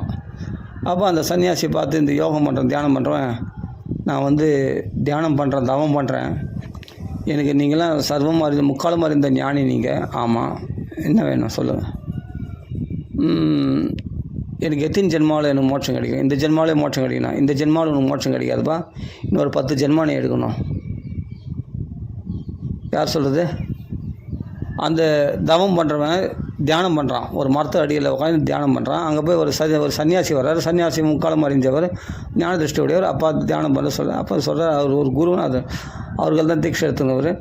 சரி, அப்போ சொல்கிறார், நான் தவம் பண்ணுறேனே குருநாதா, எனக்கு எத்தனை ஜென்மத்தில் எனக்கு மோட்சம் கிடைக்கும்? எனக்கு இந்த ஜென்மத்திலே மோட்சம் கிடைக்குமாண்ணே? இந்த ஜென்மத்தில் உனக்கு மோட்சம் இல்லை, இன்னொரு 10 ஜென்மா நீ எடுக்கணும். 10 ஜென்மா எடுத்து தியானம் பண்ணி தவம் பண்ணி உனக்கு மோட்சம் கிடைக்கும் அப்படின்றார். அப்போ அவன் தலைமையில் கை வச்சுன்னு உட்காந்துட்டான். அப்போ இந்த ஜென்மாவில் கிடையாதா? அப்போ இந்த ஜென்மாவில் நான் படுற சிரமம்லாம் வேஸ்ட்டு தானா? நான் எவ்வளோ நாள் கஷ்டப்பட்டு தவம் பண்ணனே அப்படின்னு சொல்லி அந்த யோகம் பண்ணுறவன் உட்காந்துட்டான். அந்த ஆடு மேய்ச்சின்னு இருந்தவன் இல்லையா, அவன் சொல்கிறான், சாமி நீங்கள் எல்லாம் நல்லா சொல்கிறீங்க, முக்காலம் அறிஞ்ச ஞானின்னு கேள்விப்பட்டேன் சாமி, எனக்கு எத்தனை ஜென்மா ஆகும் சாமி அப்படின்னு. அப்போ சொல்கிறார், இந்த பக்கத்தில் மரம் இருக்குது, இந்த மரத்தில் எத்தனை இலைகள் இருக்கோ அத்தனை ஜென்மா ஆகும் அத்தனை ஜென்மா ஆன பிறகு ஒரு மோட்சம் கிடைக்கும் அப்படின்னு சொன்னோடனே அந்த ஆடு மேய்ச்சினருக்கு ரொம்ப துள்ளி குதிக்கிறான், சந்தோஷமாக குதிக்கிறான். ஆஹாஹா சந்தோஷம் சந்தோஷம், பரவாயில்ல இத்தனை ஜென்மா பொறுத்தாவது எனக்கு மோட்சம் கிடைக்குன்னு இருக்கு அப்படின்னு நினச்சி சந்தோஷப்பட்டான். ரொம்ப குதூகலமாக இருக்கும். பாருங்கள், அந்த மரத்தில் எவ்வளோ ஆயிரக்கணக்கான இலைகள் இருக்கும். அந்த இலைகள்லாம் அத்தனை இலைகள் இருக்குல்லையே, அத்தனை ஜென்மா எடுத்த பிறகு தான் மோட்சம் சொல்லியிருக்காங்க அந்த ஆடு மேய்க்கிறவனுக்கு. அவன் என்ன சொல்கிறான், பரவாயில்ல அத்தனை ஜென்மா எடுத்தாவது எனக்கு மோட்சம், அத்தனை ஜென்மா எடுத்தது அப்புறமா மோட்சம் கிடைக்கும் போதே அப்படின்னு நினச்சி அது சந்தோஷப்படுறான் அவன். ஆனால் இவன் 10 ஜென்மா எடுக்கணும்னு நினைக்கும் போது என்ன பண்ணால் அப்படியே தலைமையில் கை வச்சு வந்தான். அப்போ நம்ம இன்றைக்கி பண்ணுறதுலாம் வேஸ்ட்டு தானே, 10 ஜென்மா பொறுத்து மோட்சம் கிடைக்கும் போது நான் ஏன் யோகம் பண்ணணும் அப்படின்ட்டு யோகத்தை விட்டான் அவன். அதனால தான் எதிர்காலத்தை தெரியாமல் பகவான் வச்சுருக்கான். அப்போ அந்த 10 ஜென்மான்னு உடனே சோர்ந்து போயிட்டான். உடனே அந்த சன்னியாசி பார்த்தார், அந்த ஆடு மேய்க்கிறவனுக்கு, கவலைப்படாதப்பா, உனக்கு இதுவே கடைசி ஜென்மா. எப்போ எனக்கு மோட்சத்தில் நாட்டம் கொண்டியோ, மோட்சம் எனக்கு கிடைக்க போதுன்ற நம்பிக்கை உனக்கு ஸ்திரமாக இருக்குதோ, கண்டிப்பாக எனக்கு இந்த ஜென்மத்திலே மோட்சம். அந்த மகான்கள் நினைச்சாங்கன்னா அடுத்த க்ஷணத்தில் அவங்க மோட்சம் கொடுத்துட முடியும். அதை உணராத இந்த யோகி தன் சாமர்த்தியத்தினால மோட்சம் அடைய போகிறேன் நினச்சின்னு நான் தவம் பண்ணுறதுனால நான் 10 ஜென்மம் நான் தவம் பண்ணால் மோட்சம் கிடைக்கணுமா அப்படின்னு சோர்ந்துட்டான் பாருங்க. இந்த ஜென்மம் அப்படி கடினமாக முயற்சி பண்ணி அதில் கிடைக்காதுன்னு தோணும்போது அந்த முயற்சி விட்டுடுறான் பாரு. ஏன்னா பலன் கிடைக்கலையே, பலனில் எதிர்பார்த்து தான் செய்கிறான் அவன் அந்த யோகம். ஆனால் ஒரு குருநாதர் நினச்சா முடியுன்றது அவன் ஏன் உணரலை? ஏன்னா அந்த இடத்துல மைண்டு வேலை செய்யலை. ஆனால் ஆடு மேய்க்கிறவன் என்ன சொல்கிறேன், ஆடு மேய்க்கிறவனை பார்த்து என்ன சொல்கிறேன், இந்த மரத்தில் இருக்கிற இலைகள்லாம் சேர்த்தா எத்தனை இலை இருக்குமோ அத்தனை ஜென்மானி எடுத்த பிறகு மோட்சம் கிடைக்குன்னு சொன்னேன். அவன் நம்மளும் சந்தோஷமாக குதித்து ஆடுறான், பாடுறான், குதிக்கிறான். ஏன்னா இத்தனை இத்தனை ஜென்மம் எடுத்தாவது எனக்கு மோட்சம் கிடைக்கும், எனக்கு மோட்சம்னு ஒன்று உண்டாச்சு அப்படின்னு சொல்லி சந்தோஷப்படுறான். அவன் மோட்சத்தில் எவ்வளோ ஆவலாக இருக்கான் பாருங்கள். அப்படி மனசை எப்பொழுதும் திருப்தியாக வச்சுருக்கிறவங்களுக்கு உடனே மோட்சம் கிடைச்சிடும். உடனே அந்த குருநாதர் அவனுக்கு ஆசீர்வாதம் பண்ணார். அங்கே அவனுக்கு அந்த ஜென்மத்திலே அவனுக்கு மோட்சம் கிடைச்சிது. இந்த யோகி அப்புறம் பக்குவம் அடைஞ்சு மறுபடியும் தவம் பண்ண ஆரம்பித்தான். அதனால் பலன் என்றைக்காவது கிடைக்கிது, அதை பற்றி கவலைப்படாதீங்க. நம்ம பண்ணுறதை நம்ம பண்ணிக்கிட்டே திருப்தியாக இருப்போம், சந்தோஷமாக. பகவான் என்னைக்கு கொடுக்குறானோ அதை பற்றி கவலை இல்லை. இன்றைக்கி நான் யோகம் பண்ணேன், என் பகவானை நோக்கி நான் வந்திருக்கேனே, இந்த யோகம் பண்ண வச்சதே பகவான் தானே அப்படின்னு அவன் நினச்சிருந்தான்னா, அந்த சாதனை பண்ணுறவன் நினச்சிருந்தான்னா குருநாதர் வார்த்தைக்கு மதிப்பு கொடுத்துருப்பான். 10 ஜென்மா பரவாயில்ல, என் பகவானுக்கு சம்மதம்னா 10 ஜென்மானா 10,000 ஜென்மா கூட எடுத்து நான் தயார் அப்படின்னு சொல்லி அந்த பகவான் நினச்சிருந்தான்னா அவனுக்கு அந்த ஜென்மத்தை தான் பரீட்சை, அந்த ஜென்மத்துலேயும் அவனுக்கு மோட்சம் கொடுத்துருப்பான். எதுக்கு சொல்ல வரேன்னா, எதையுமே சுலபமாக்கிங்க. நம்மளுக்கு கிடைச்சா கிடைக்குது, கிடைக்காட்டே போகுது. புரியுதுங்களா? நான் ஒரு குருவை ஆசிரியக்கணும், நான் அதை பண்ணணும், இதை பண்ணணும், இந்த சாதனைகள்லாம் பண்ணால் தான் எனக்கு சீக்கிரமாக எனக்கு அனுகிரகம் கிடைக்கும், எனக்கு நான் நினச்சதில் நடக்கும், நான் பெரிய சித்தி அடைஞ்சிருக்கேன், அஷ்டமா சித்திகள் கைகூறுவேன், நான் பெரிய மகாத்மாவை மாறிடுவேன். அதெல்லாம் வேணாம். ரொம்ப எதிர்பார்ப்போடு எந்த யோகத்தையும் பண்ணாதீங்க. பக்தி யோகமாக கூட சரி, நிறைய எதிர்பார்ப்போடு பண்ணாதீங்க. எதிர்பார்ப்பு அதிகமாக இருந்தால் தான் நம்ம அதிகமாக செயல்படுவோம். நல்லது தான் தீவிரமாக செயல்படுது, அது இன்ட்ரெஸ்ட்டோடு பண்ணணும், சிரமத்தோடு பண்ணக்கூடாது. நீங்கள் 10 நாமா சொன்னாலும் பகவானுடைய கருணைன்னு நினைங்க, உங்களுக்கு அடுத்த நிமிஷம் உங்களுக்கு பகவான் எல்லாமே கொடுப்பான். மனசை சுத்தமாக வச்சுங்க, தன்னை போல பிறர் எண்ணுங்க. இந்த 2 சாதனை தான். ஒன்று என்னென்னா, பகவான் நாம 10 நாமா சொன்னால் கூட பகவத் கிருபையினால் சொன்னேன்னு நினச்சிங்க. 2வது தன்னை போல பிறர் எண்ணுங்க. இது உங்களுக்கு எல்லா பக்குவத்தையும் கொடுத்துரும். இந்த 2 வழியை ஃபாலோ பண்ணால் உங்களுக்கு எல்லா பக்குவத்தையும் உங்களுக்கு எல்லா பக்குவங்களும் தன்னாலே கிடைச்சிடும். சொன்னால் நம்புவீங்களா? உங்களை மாதிரி ஒவ்வொருத்தரையும் உங்களுக்கு பசி எடுத்தால் நீங்கள் கத்துறீங்கள, வீட்டில் போய் அம்மாக்களை அம்மா பசி எடுக்குமா பசி எடுமா கத்துறீங்கள, அது மாதிரி ஒரு பூனை நாய் கத்துது, மியான்னு அது பசி எடுத்தால் தான் கத்துது. அப்போ உங்கள் பசியை தீர்க்கலைன்னா உங்களுக்கு எவ்வளோ கோபம் வருது. அம்மா அந்த பூனை என்ன பண்ணும் பாவம், அது ஒரு பிடி சாப்பாடு போடும். இதுபோல் தன்னை போல பிறரை எண்ணும் தன்மை வந்துடுச்சுன்னா நீங்கள் ஆளே மாறிடுவீங்க, டோட்டல் மகாத்மா மாறிடுவீங்க. பகவான் உங்களை ஃபுல்லாக கவனிப்பான், உங்கள் மேலே ஃபுல் கான்சன்ட்ரேட். பகவானுக்கு தன்னுடைய கேமரா உங்கள் பக்கம் திருப்பிடுவான் கேமராவை. பகவான் என்ன இப்படி பண்ணுற, எப்படி ஃபுல்லாக வாட்ச் பண்ணிகிட்டே இருப்பான். உங்களுக்கு வாட்ச்மேன் டியூட்டி பகவான் பார்ப்பான், தெரியுமா? நீ இது போல் நினைக்கிறியே, இது மாதிரி மற்றவங்க நினச்சா உனக்கு சம்மதம். அப்போ நீ அப்போ நினைக்கிறத விட விட்டுரு. பிறருக்கு தீங்கு நினைக்கிறியே, அவங்க கெட்டு போனோன்னு நினைக்கிறியே, நீ அதுபோல் உனக்கு கெட்டு போனோன்னு நீ நினச்சாங்கன்னா நீ தாங்குவியா அந்த கெடுதலை? அவள் அழிஞ்சு போகணும் அப்படின்னு நினைக்கிறியா? அந்த அழிவு உனக்கு வந்தால் நீ தாங்குவியா? மற்றவங்க அழிஞ்சு போகணும்னு நினைக்கிற ஒரு மனசு அது உடனே வந்ததை தாங்குவேன். அது எப்படி மற்றவங்க மட்டும் நினைக்கலாம்? என் மேலே தப்பே இல்லை, அவன் அப்படி பண்ணான், அதனால தான் நான் அவனை அப்படி திட்டினேன். யோசித்து பார்க்கணும். சரி, அதே தப்பு நீ பண்ணியிருந்தா நீ தண்டனை விரும்பியா? அவன் தப்பு அவன் பாவி, சரி ஓகே.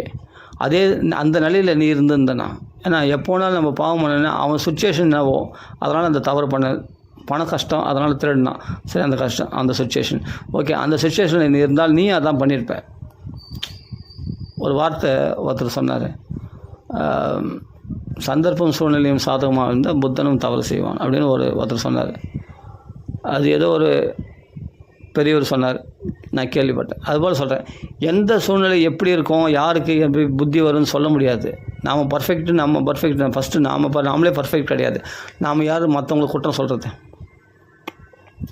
இப்படி ஒன்று நம்மளை கம்பேர் பண்ணி மற்றவங்கள பார்க்கும்போது அந்த சுச்சுவேஷனில் அதே திருட்டு நீ பண்ணியிருந்தா நீ என்ன பண்ணுவேன்? எப்படியாவது இந்த தண்டையிலேருந்து விடு பண்ணணும் தான் பார்ப்பே தவிர நான் குற்றவாளி, நான் தண்டிக்க பண்ணணும் அப்படின்னு விரும்ப மாட்டேன். கடுமையாக இருக்கும் தண்டனை, தாங்க மாட்டேன். அப்போ வழி தானே அது. அப்போ அது மாதிரி அவனை நீ மன்னிக்கிறதுக்கு ஏன் மனசு வரல? ஏன்னா அந்த குற்றம் நீ பண்ணல, அவன் வேறு யாரோ பண்ணான். அவன் சூழ்நிலையிலேருந்து நீ யோசிச்சு பாருங்க, யாருன்னா மன்னிச்சு விட்டுருவாங்களா அப்படின்னு தான் தோணும், எதிர்பார்ப்பாங்க. அவன் மன்னிச்சு விட்டால் என்ன பண்ணுவான்? அவன் சந்தோஷப்படுவான். அது மாதிரி நாம் ஏதாவது குற்றம் பண்ணால் பகவான் நம்மளை மன்னிச்சு விட்டுருவான்.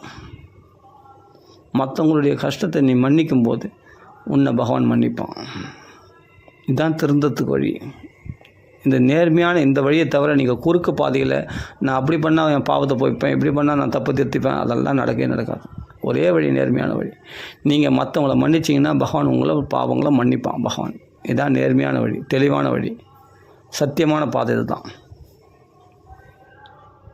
இதில் எந்த ஒரு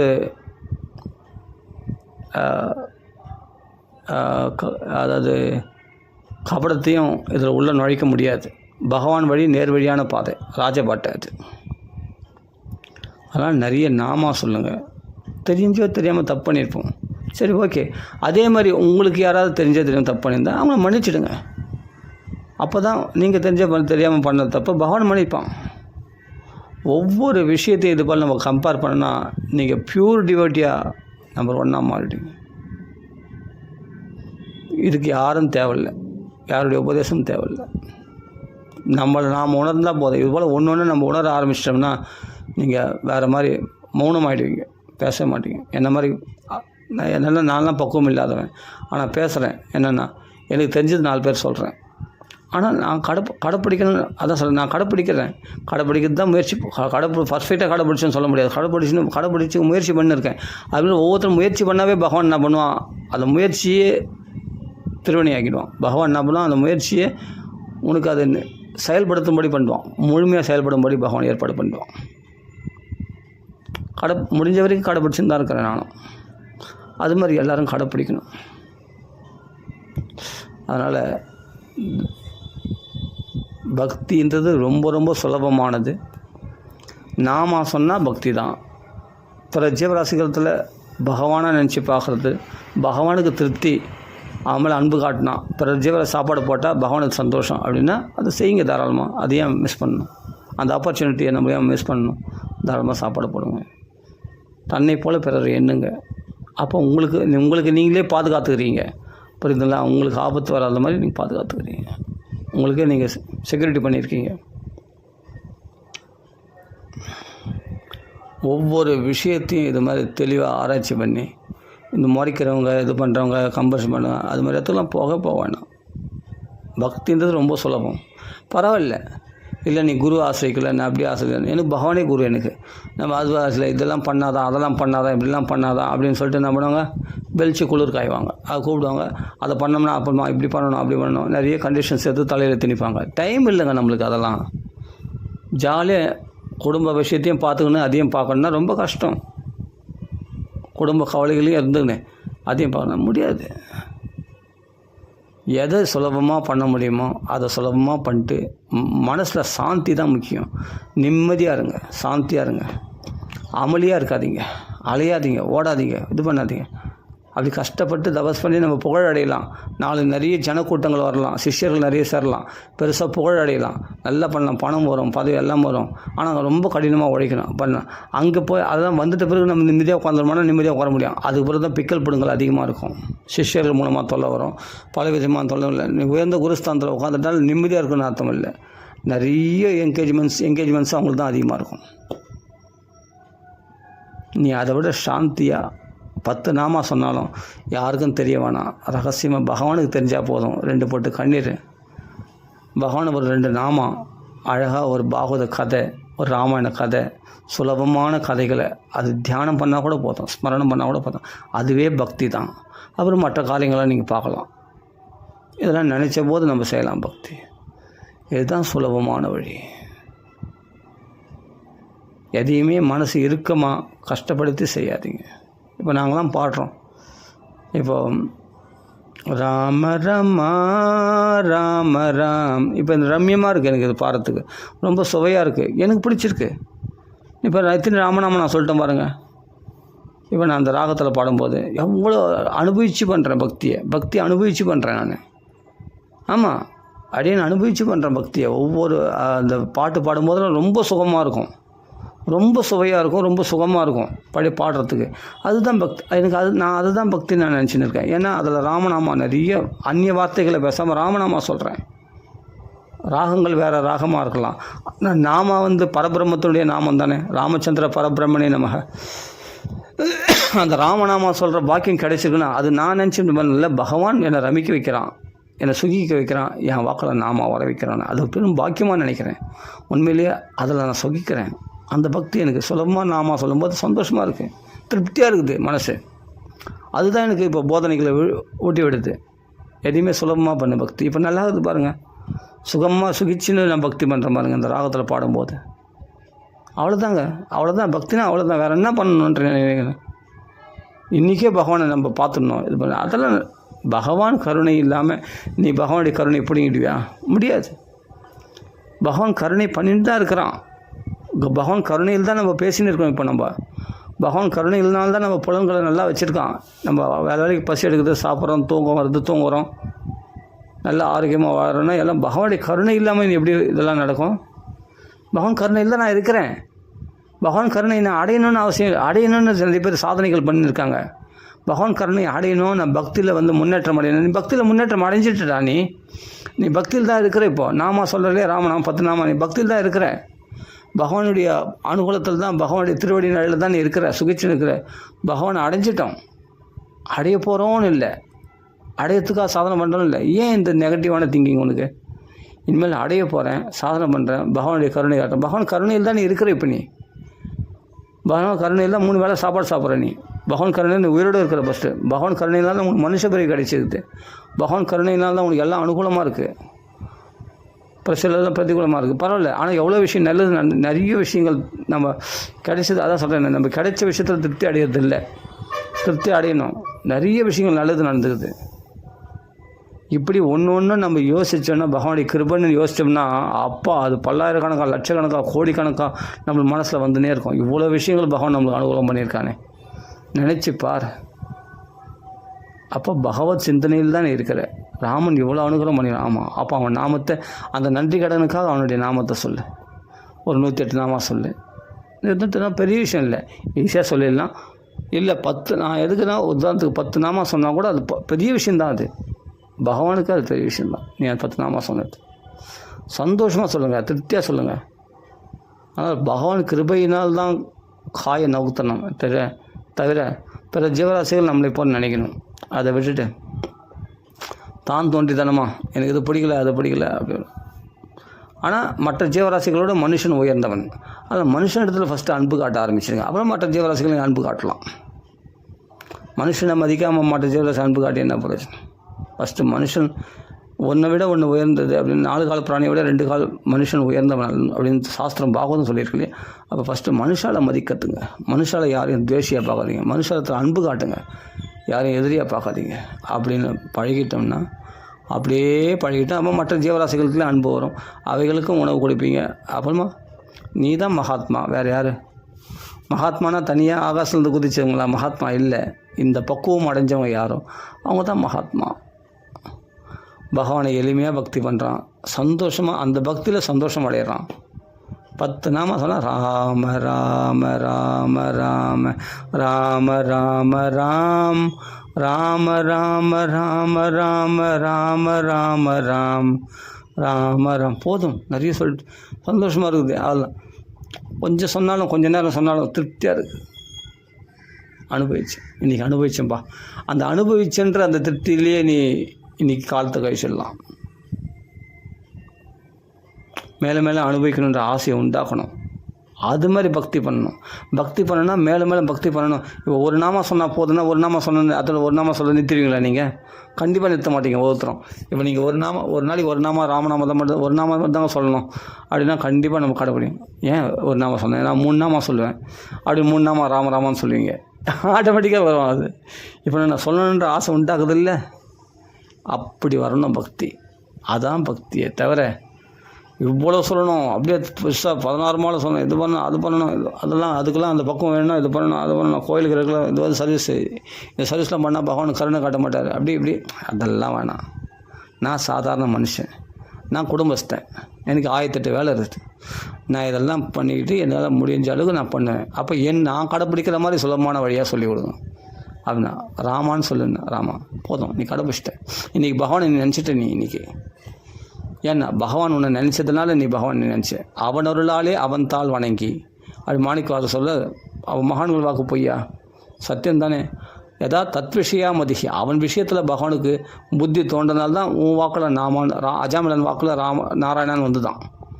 அப்படின்னு அஜாமில பார்க்க எதா தத்விஷயா மதிகி, அவன் விஷயத்தில் புத்தி பகவானுக்கு வந்ததுனால தான் நாராயணன் அஜாமிலன் சொல்ல வச்சானா. பகவான் கிருபையினால் பண்ணமே தவிர பகவான் என் சாமர்த்தியத்தினால பகவான் எட்டி பிடிச்சிருன்னு நான் சாதனைகளை பண்ணியிருந்தேன். சோதனை நிச்சயம், கஷ்டங்கள் நிறைய வரும், புரிஞ்சுக்கணும். அதனால் எதையுமே சுலபமாக்கி கொண்டு உனக்கு என்ன கிடைக்கணும்? அஷ்டமா சித்திகள் வரணுமா? இல்லை நிறைய சிஷ்யர்கள் கூட்டம் சேர்க்கணுமா? அப்படிலாம் எதிர்பார்க்கணும் தான் நிறைய சாதனை பண்ணுவோம். அது எப்படி தபசு கூடும், அந்த மகாத்மாவை பார்க்கலாம், இந்த மகாத்மா போகலாம், அவங்களும் தான் அந்த இப்படி பண்ணால் அப்படி பண்ணால் நம்மளுக்கு நிறைய தபசு வரும், நம்மளுக்கு ஆகர்ஷண சக்தி வரும், வசீகர சக்தி வந்தால் நிறைய ஜனம் வரும், கூட்டம் நிறைய வரும். அப்போ நல்லா சம்பாதிக்கலாம், நிறைய டொனேஷன்ஸ் வரும். அதனால் நம்ம பெரிய மடம் கட்டிக்கலாம், நல்லா பெருசாக பெரிய பணக்காரனாகலாம் அப்படின்னு ஆசை இருக்குதா? அப்படி இருக்கிறது தான் நீ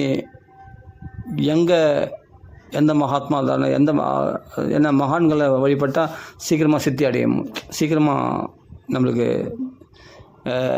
பலன் கிடைக்கும் அப்படின்னு சொல்லிட்டு உடனே மகான்களை வழிபட போவாங்க, சமாதிகளை வழிபட போடுவாங்க, எல்லாம் பண்ணுவாங்க. பல குருமார்களை ஆசிரிப்பாங்க, பல வழிகளை ஃபாலோ பண்ணுவாங்க. குறுக்கு வழியாக தான் அது இதுன்னு ஃபாலோ பண்ணலாம். சரி, மகான்களை ஆசிரித்தா நல்ல வழி தான்.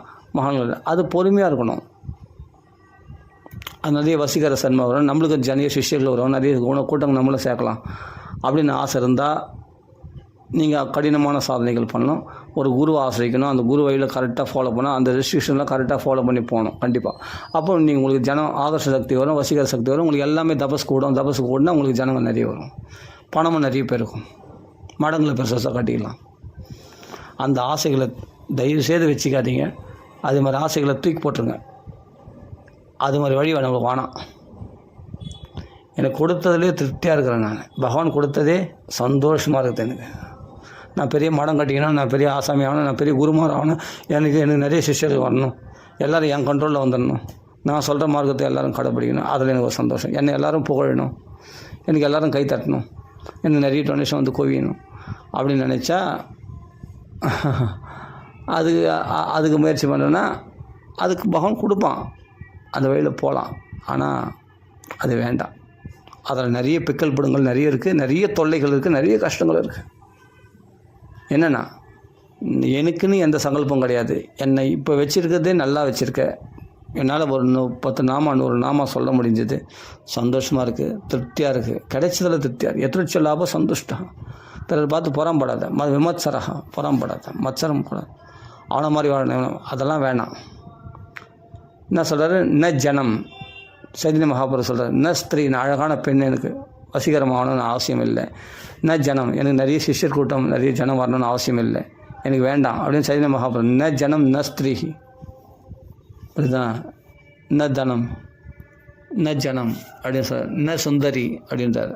அழகான பெண் எனக்கு வேணாம், நிறைய ஜனம் என்னை பின்பற்றக்கூடிய ஜனங்கள் நிறைய, அதுவும் வேணாம். எனக்கு தனம் நிறைய வேணும், பணம் பொருள் வேணும், அதையும் வேணாம்.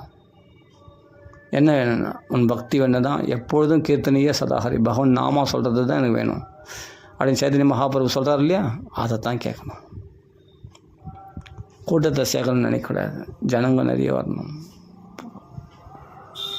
அதுபோல் ஆசைப்படுறது உண்டு, எல்லாருக்கும் வரும் அந்த ஆசை. நம்மளை எல்லோரும் புகழணும் அப்படின்னு அவர் ஆசை இருக்க தான் செய்யும் எல்லாருக்கும். தயவுசெய்து அந்த ஆசையை அப்படியே தூக்கி போட்டுருங்க, அது வேணாம். பகவானுடைய கிருபையில் வாழணும்னு ஆசைப்படுங்க. அப்போ பகவான் நம்ம நாக்கில் நாமா சொல்லிச்சிட்டேனே, பகவான் கிருபை, அதை மட்டும் விரகைய காங்ஷி நான் நாகபிருஷ்டம் நச்சபாரமேஷ்டம் நல்லோ யோக சித்திர் நான் அபுணர்பவம் அப்படின்ட்டு வெத்தலை சொன்னாங்க. எனக்கு சொர்க்கலோகமே கொடுத்தாலும் எனக்கு வேணாம், என்னது அஷ்டமா சித்திகளை அள்ளி கொடுத்தாலும் எனக்கு வேணாம். நிறைய தான தர்மங்கள், ரசாதிபத்தியம், ரசாதர லோகத்தில் பார்த்தா நிறைய செல்வ சௌகரியங்கள்லாம் நிறைய இருக்குது.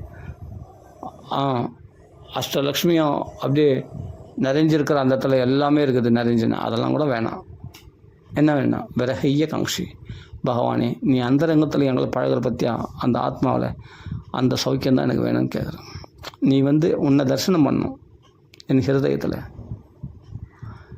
உன்னை பிரத்யட்சம் உன்னுடைய அரவணைப்பு எனக்கு வேணும், உன்னுடைய அனுகிரகம் எனக்கு வேணும்னு கேட்குற பற்றியா, அதை தான் கேட்கணுமே தவிர மோட்சத்தை அபுணர்பவம்பா என்ன அபுணர்பவம்னா புனர்பவம்னா மறுபிறப்பு, அபுணர்பவம்னா மறுபிறப்பு இல்லாத நிலை கூட வேணான்னு கேட்குறாரு.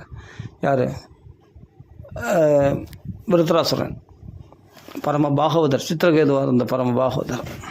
அதைத்தான் கேட்கணும். என்ன வரம் வேணும்னு கேட்குறாரு. வரம் கேட்கணுன்ற ஆசை எனக்குள்ளே வரக்கூடாது, அதான் வரம் வேணும்னு கேட்டு பிரகலாதர் சொல்கிறார். இதுதான் பாகவத தர்மம், இதை தான் ஃபாலோ பண்ணணும். வேணாப்பா எனக்கு எதுக்குப்பா, எனக்கு நிறைய கூட்டங்கள் எதுக்கு, எனக்கு என் நிம்மதியை நான் கற்றுக்கிறதுக்கா, ஏகாந்தமாக இருக்குது, சந்தோஷமாக இருக்குது, ரிலாக்ஸாக இருக்குது. நான் 10 நாமா சொன்னாலும் திருப்தியாக இருக்கிறேன்.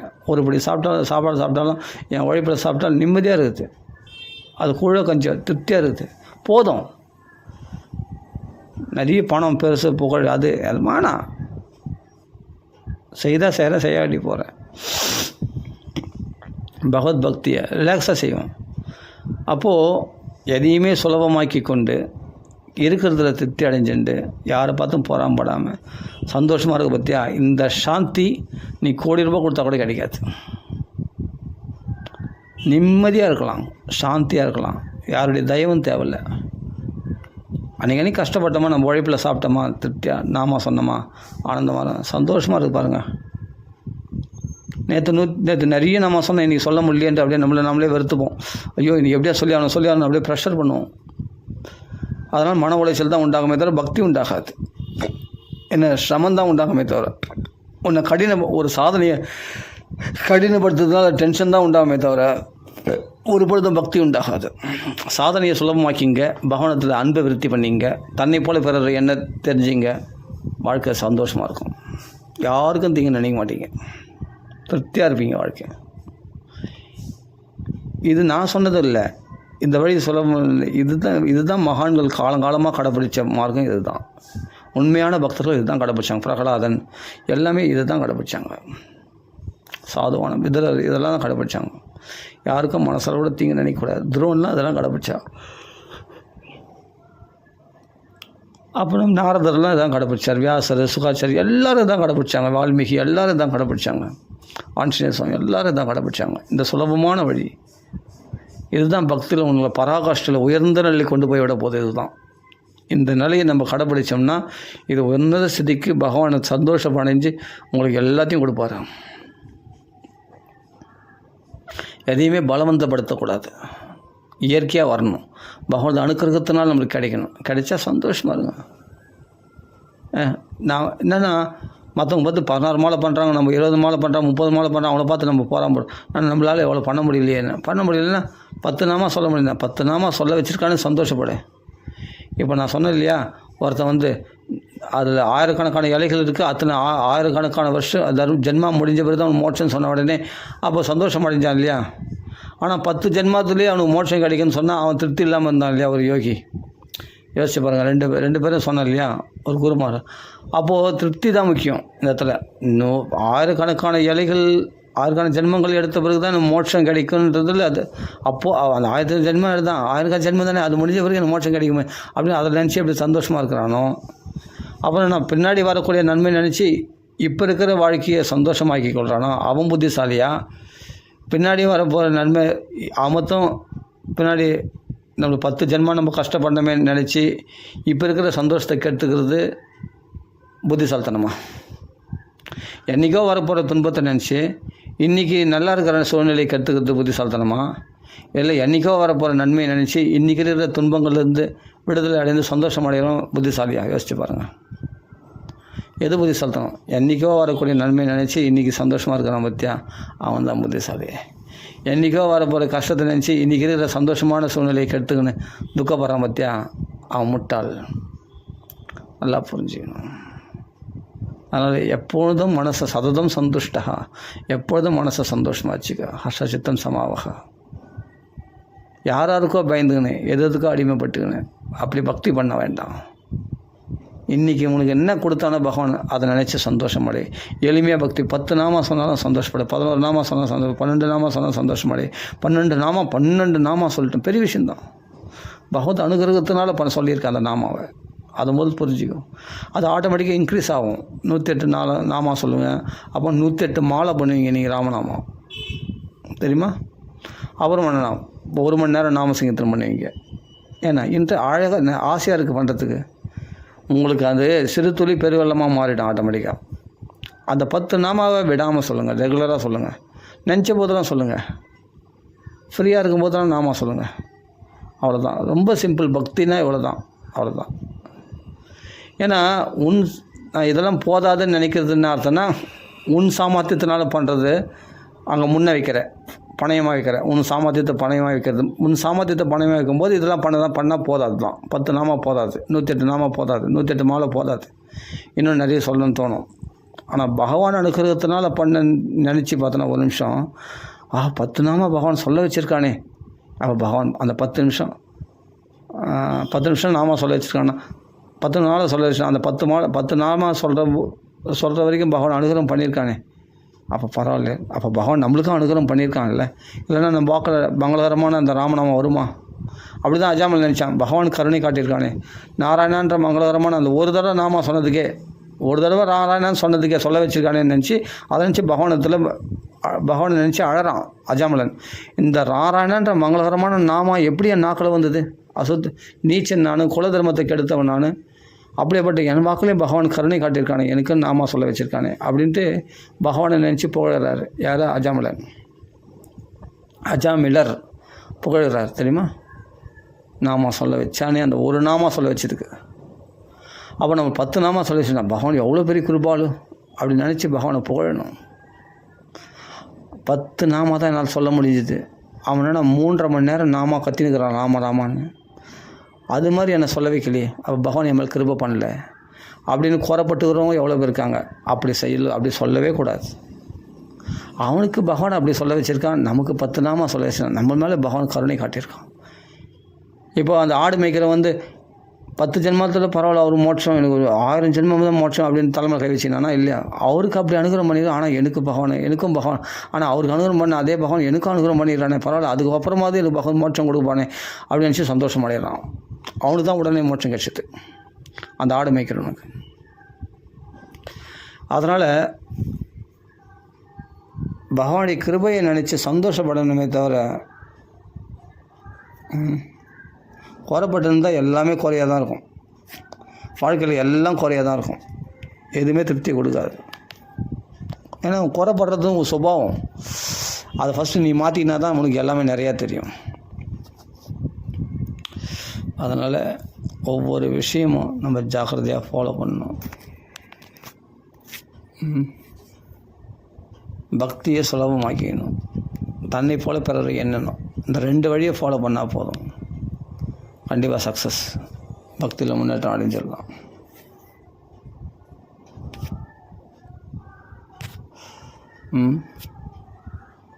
யாருடைய தெய்வம் தேவையில்லைங்க, பக்திக்கு யாருடைய தெய்வம் தேவையே இல்லை. பகவானுடைய தெய்வம் மட்டும்தான் போதும்.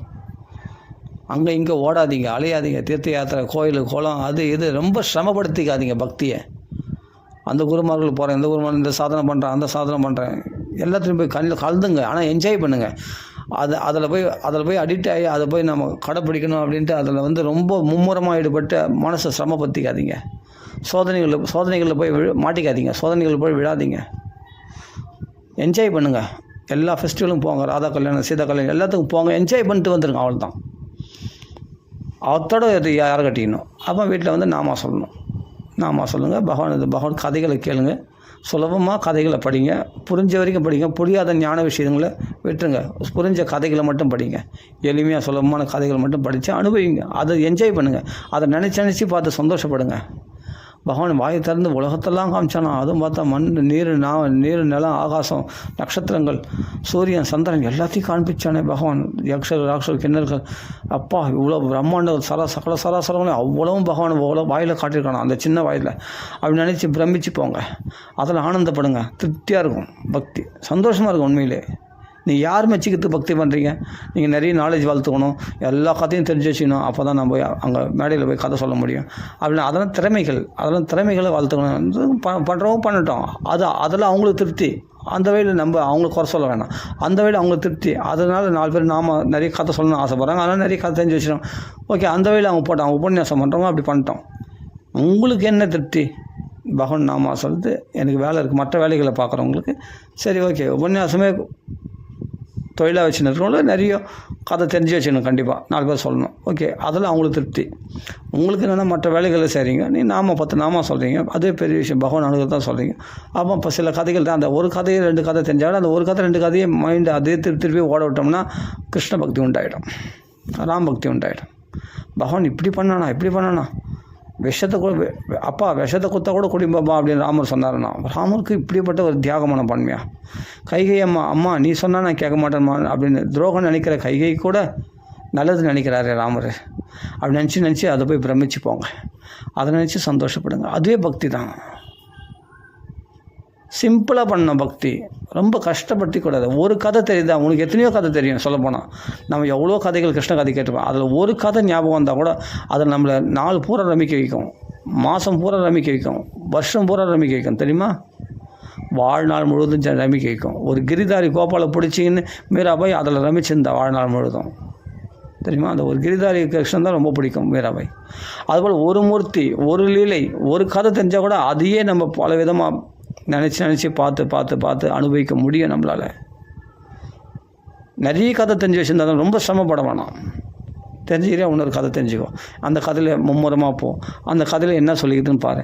அந்த கதையில் பகவான் எப்படி லீலை பண்ணியிருக்கான், பகவானுடைய கருணை பக்தர்கள் எப்படி கிடைச்சிருக்கு நினச்சி பார்த்தா, கோவர்த்தனை உத்தாரணம் பண்ணி அவ்வளோ பேரை காப்பாற்றலானே 7 நாள் எப்படி கூட பிடிச்சான்னு நினச்சி பார்த்தா பிரமிப்பாக இருக்கும்.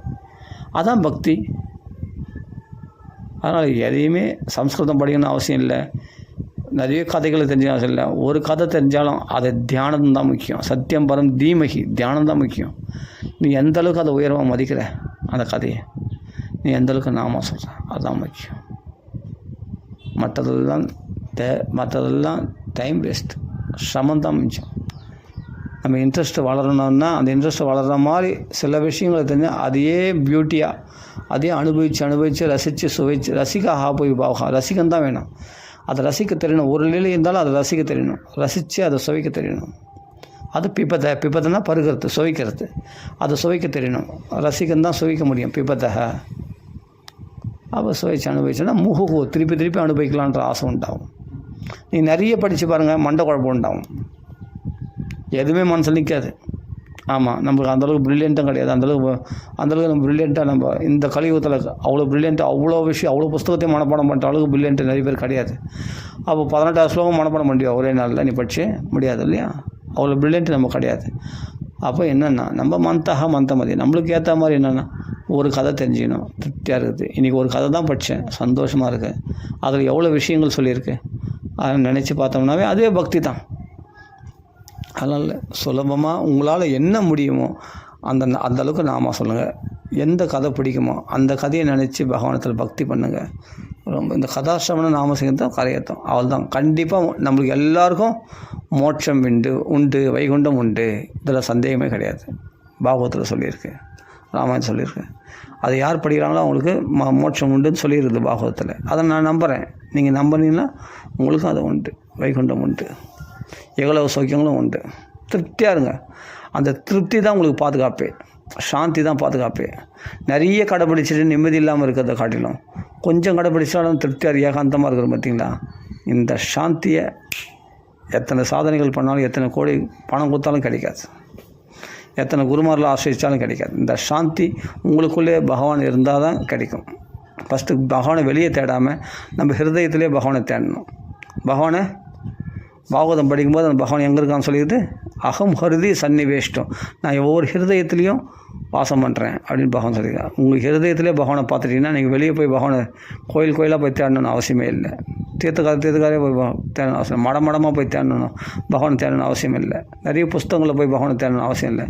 உங்கள் ஹிருதயத்திலே பார்த்துட்டுனா அப்போது ஹிருதயத்திலே பகவான் நம்ம ஆத்மஸ்வரூபமாக பரமாத்மாவாக பகவானை பார்க்க ஆரம்பிச்சிட்டோன்னா, சாஸ்திரங்கள் சொன்னது அப்படியே நீங்கள் பார்க்க ஆரம்பிச்சிட்டிங்கன்னா, கதைகள் நினச்சி அப்புறம் நீங்கள் மனுஷ சாந்தி சாந்தி சாந்தி, எங்கேயும் ஓட வேண்டிய அவசியமே இல்லை. திருப்தியாக இருப்பீங்க, சந்தோஷமாக இருப்பீங்க, புஷ்டியாக இருப்பீங்க, ஆனந்தமாக இருப்பீங்க. அதுவே பெரிய தபஸ். மனுஷ சாந்தி இருக்கிறது உங்கள் ஹிருதயத்திலே பகவான் ரெடியாக, எப்பவும் பகவான் அனுகிரகம் பண்ணிட்டான். இப்போ அனுகிரகத்தில் தான் நம்ம பேசின்னு இருக்கோம், பகவான் அனுகிரகத்தில் தான் பேசின்னு இருக்கோம். பகவான் கருணையை நம்மளுக்கு பூர்ணமாக வர்ஷிச்சிட்டான். கருணையில் தான் இருக்கிறோம் இப்போ நம்ம அப்படின்னு யார் நினைக்கிறாங்களோ அவங்களுக்கு கருணை எப்பொழுதும் பகவான் கருணையில் தான் அவருக்கு கருணை அவங்களுக்கு எப்பொழுதும் சாத்தியம். பகவான் கருணை அவங்க எப்பொழுதும் பொழியப்படும். அவங்களுக்கு அவங்க நாமெல்லாம் நினச்சாங்கன்னா 3 மணி நேரம் இல்லை 5 மணி நேரம் கூட அவங்களால நாமெல்லாம் சொல்லணும் பகவான். ஏன்னா அவங்க மேலே பகவான் பிரியமாக இருப்பான். எதுக்கும் ஆசைப்படாத மனசில், எதுவும் ஆசைப்படாதவன் அப்படின்னு தெரிஞ்சு அவனத்தில் பகவான் பிரியமாக இருப்பான். அவனுக்கு பகவான் எல்லாமே கொடுப்பார். இவன் ஆசைப்பட்டு பல சாதனைகள் பண்ணணும், அந்த ஆசை நிறைய ஆசைகள் வச்சுன்னு அதுக்கேற்ற மாதிரி கடினமாக சாதனைகள் பண்ணுறான்னா அவனுக்கு கஷ்டம்தான் மிஞ்சும், சந்தோஷம் கிடைக்கும். திருப்தியாக இருக்கிறவனுக்கு எதையும் சாதிக்க முடியும். பகவானுக்கு வந்து எல்லாத்தையும் பெற்றுக்கொள்ள முடியும் அவனால். சரி, ராம ராம ராம தன்னம் பொறுத்து முடியும். அதனால் பக்தின்றது சுலபம். 10 நாமா சொன்னாலும் அவன் அருளால் சொன்னன்னு நினச்சிங்க. 108 நாமா சொன்னாலும் சந்தோஷம்தான். அது மேலே மேலே இன்க்ரீஸ் பண்ணால் ரொம்ப சந்தோஷம். பகவத் அனுகிரகத்தினால் சொன்னேன்னு நினச்சிங்க. நம்ம சாமர்த்தியத்தினால் நம்ம நாமா சொல்லலை. அதே இன்றைக்கி பாகவத புஸ்தகத்தை ஒரு கதை படிக்கிறேன்னா அந்த கதையை பகவான் படிக்க வச்சுருக்காங்க. என்ன இது கதை சரியில்லை, அந்த கதை சரியில்லை நம்ம வெறுத்துக்கிறோன்னா, பகவான் படிக்க வச்சுருக்காதே பெரிய விஷயம். பாகவதமே சுவையானது. நம்மளுக்கு புரியல வேணால் சொல்லாமே தவிர பாகவதத்தை தப்பாக சொல்கிறாரு. உங்களுக்கு அந்த ஞான விஷயம் புரியலையா, அதை விட்டுங்க, கதையை மட்டும் எடுத்துங்க, படிங்க சந்தோஷமாக. அதுதான். அப்போது ராமாயணமோ பாகவதமோ கதையை படித்து நாம சொல்லின்னு காலத்தை இன்பமாக கழிக்கணும். சுலபமாக தனிமையில் நம்ம வீட்டில் இருக்கவங்களும் மற்றவங்களுக்கு சொல்லி, நம்மளுக்கு யார் தேடி வராங்களோ அவங்களுக்கு சொன்னால் போதும். நம்ம தேடி போய் மற்றவங்களுக்கு சொல்லணும்னு அவசியம் இல்லை. எதுக்கு சிரமப்படுறீங்க? அதெல்லாம் நீங்கள் அவமானப்படணும். அவங்க வந்து அலட்சியமாக கேட்பாங்க பகவத் கதைகளை. அப்படிப்பட்டவங்களும் சொல்லாதீங்க. ஏகாந்தம் உங்களை வரைக்கும் அனுபவிங்க, கேட்டவங்களுக்கு சொல்லுங்கள். அப்போ தான் சுவாரஸ்யமாக இருக்கும். அப்படி வாழ்க்கையை சுகமாக கழிக்கிறதை விட்டுட்டு கடுமையான சோதனைகளிலையும் கஷ்டத்துலேயும் நிறைய சாதனைகளிலையும் சோதனைகளிலையும் மாட்டின்னு முடிக்கிறது தேவையில்லைன்ற அதுக்காக தான் சொல்கிறேன். பக்தியோ சுலபோ பகவான். பக்தின்றது ரொம்ப சுலபமானது. எல்லாத்துக்கும் போகலாம், எல்லா கோயில்களுக்கும் போகலாம், எல்லா ஸ்தாபனமும் போகலாம், எல்லா குருமார்கத்திலும் பேசலாம், எல்லாம். ஆனால் அதில் பட்டுதல் இருக்கக்கூடாது. அவர்களால் நமக்கு ஏதாவது ஆகுமா அப்படின்னு எதிர்பார்ப்பு இல்லாமல் நீங்கள் எல்லோரோடும் பழகுங்க. எல்லா ஃபெஸ்டிவலும் கலந்துங்க. எல்லா உற்சவங்களும், சீதா கல்யாணம், ராதா கல்யாணம், எல்லாத்துலேயும் ஜென்மாஷ்டமி எல்லாத்துலேயும் போய் என்ஜாய் பண்ணிட்டு வாங்க. அவ்வளோதான். எதையும் சாதனமாக அங்கே போய் எந்த எக்ஸ்பெக்டும் எதுவும் இருக்கக்கூடாது. எந்த எதிர்பார்ப்பும் இல்லாமல் போயிட்டு வாங்க சந்தோஷமாக. அப்போ என்ஜாய்மெண்ட்டாக இருக்கும். சந்தோஷமாக ஜாலியாக என்ஜாய் பண்ணுறதுக்கு போங்க. சந்தோஷமாக கிருஷ்ணனை அனுபவிங்க, கிருஷ்ணனுடைய அலங்காரத்தை அனுபவிங்க. இஸ்கான் போனால் சந்தோஷமாக ஜாலியாக என்ஜாய் பண்ணிட்டு நல்லா பாட்டு ஆடிட்டு வாங்க. சந்தோஷமாக இருங்க. யாருடைய நிர்பந்தத்துக்கும் உட்படாதீங்க. சுதந்திரமாக பக்தி பண்ணுங்கள். அவ்வளோதான். இவ்வளோ தாங்க சுலபமான பக்தி. நாமா சொல்லணும். முடிஞ்ச அளவுக்கு எத்தனை நாமா சொல்ல முடியுமோ அத்தனை நாமா சொல்லணும். இது எவ்வளோ சுலபமாக இருக்குல்ல. இப்போ பாருங்கள் எல்லாத்தையும். அதுபோல் ஒரு குருன்னா கட்டை அழுத்த வேணும். அவங்களுக்கு சுலபமாக பக்தி பண்ணுற மாதிரி அவங்களுக்கு வழி சொல்லிக் கொடுக்கணும். அவங்க தான் குருவாக இருக்க முடியும். கடினமான மார்க்கத்தை சொல்லி கொடுத்து அவங்கள ப்ரெஷர் பண்ணி அவங்களுக்கு அப்படிலாம் செய்தால் தான் அப்படின்னா அவர்கள் வந்து யாருமே தயார் பண்ண முடியாது. பக்தின்றது சுலபமானது. யாரையும் பக்குவப்படுத்த முடியாது. உங்களால் முடிஞ்ச வரைக்கும் 10 நாமா சொல்கிறீங்களா, அது பகவான் கிருபையினால் சொன்னேன்னு நினச்சிங்க, அவ்வளோதான். தன்னை போல பிறரை நினைங்க. உங்களுக்கு தீங்கு வந்தால் உங்களால் தாங்க முடியுமா? தாங்க முடியாது. அப்போ மற்றவங்களுக்கு ஏன் தீங்கு நினைக்கிறீங்க? அவ்வளோதான், முடிஞ்சு போச்சு. இதுதான் பெரிய பக்குவம். இது பெரிய பக்குவமா? இதோட பெரிய பக்குவம் எதுவுமே கிடையாது. நீங்கள் பண்ணி பாருங்கள், ஒரு நாள் பெரிய மகாத்மாவாக நம்மளால் மாறி ஒரு நாள் நிற்பீங்க. உலகத்தில் பெரிய மகாத்மா நம்மளால் மாற முடியும். இதுதாங்க மகான்கள் எல்லாருக்கும் சொன்ன உபதேசம். அடியேனும் இது தான் உபதேசிக்கிறேன், அவ்வளோதான். சரி, ஏன்னா மகான்கள் நம்ம சொன்னது இந்த சுலபமான வழியை கடைப்பிடிச்சா நிச்சயமாக பிரகலாதம் மாதிரி மகாத்மா தாராளமாக மாற முடியும். மாற முடியாதுன்றது எதுவுமே கிடையாது. எல்லாத்தையும் நம்ம பிரகலாதம் மாதிரி மாற முடியும். அந்த ஒரே நாமத்தை படிச்சுக்கின்னு கஷ்டப்படுத்திக்காமல் சுலபமாக சொல்லிக்கின்னு ஆனந்தமாக பக்தி பண்ணின்னு பகவானை நினச்சி உருகின்னு அழுதுன்னு முடிஞ்ச வரைக்கும், முடியாதுன்னா மற்ற வேலைகளை பாருங்கள். முடிஞ்ச போதெல்லாம் பகவத் பக்தி பண்ணுங்கள். இவ்வளோ தாங்க, ரொம்ப சுலபங்க. இதை செய்தால் போதும். ராம ராம ராம ராம ராம ராம ராம ராம. இன்னும் சுலபமாக நிறைய விஷயம் சொல்கிறேன். சுலபமான விஷயந்தான், ஈஸியாக கடைப்பிடிக்கலாம். அதெல்லாம் நம்ம ஃபாலோ பண்ணால் சந்தோஷமாக இருக்கும். ராம ராம ராம ராம ராம ராம ராம ராம ராம. श्री रामनाम संकीर्तन की जय, श्रीमद् भागवत भगवान की जय, आंजनेय स्वामी की जय, राम राम राम राम राम, सकल साधु की जय, आंजनेय स्वामी की जय, राम राम राम राम राम राम राम राम राम।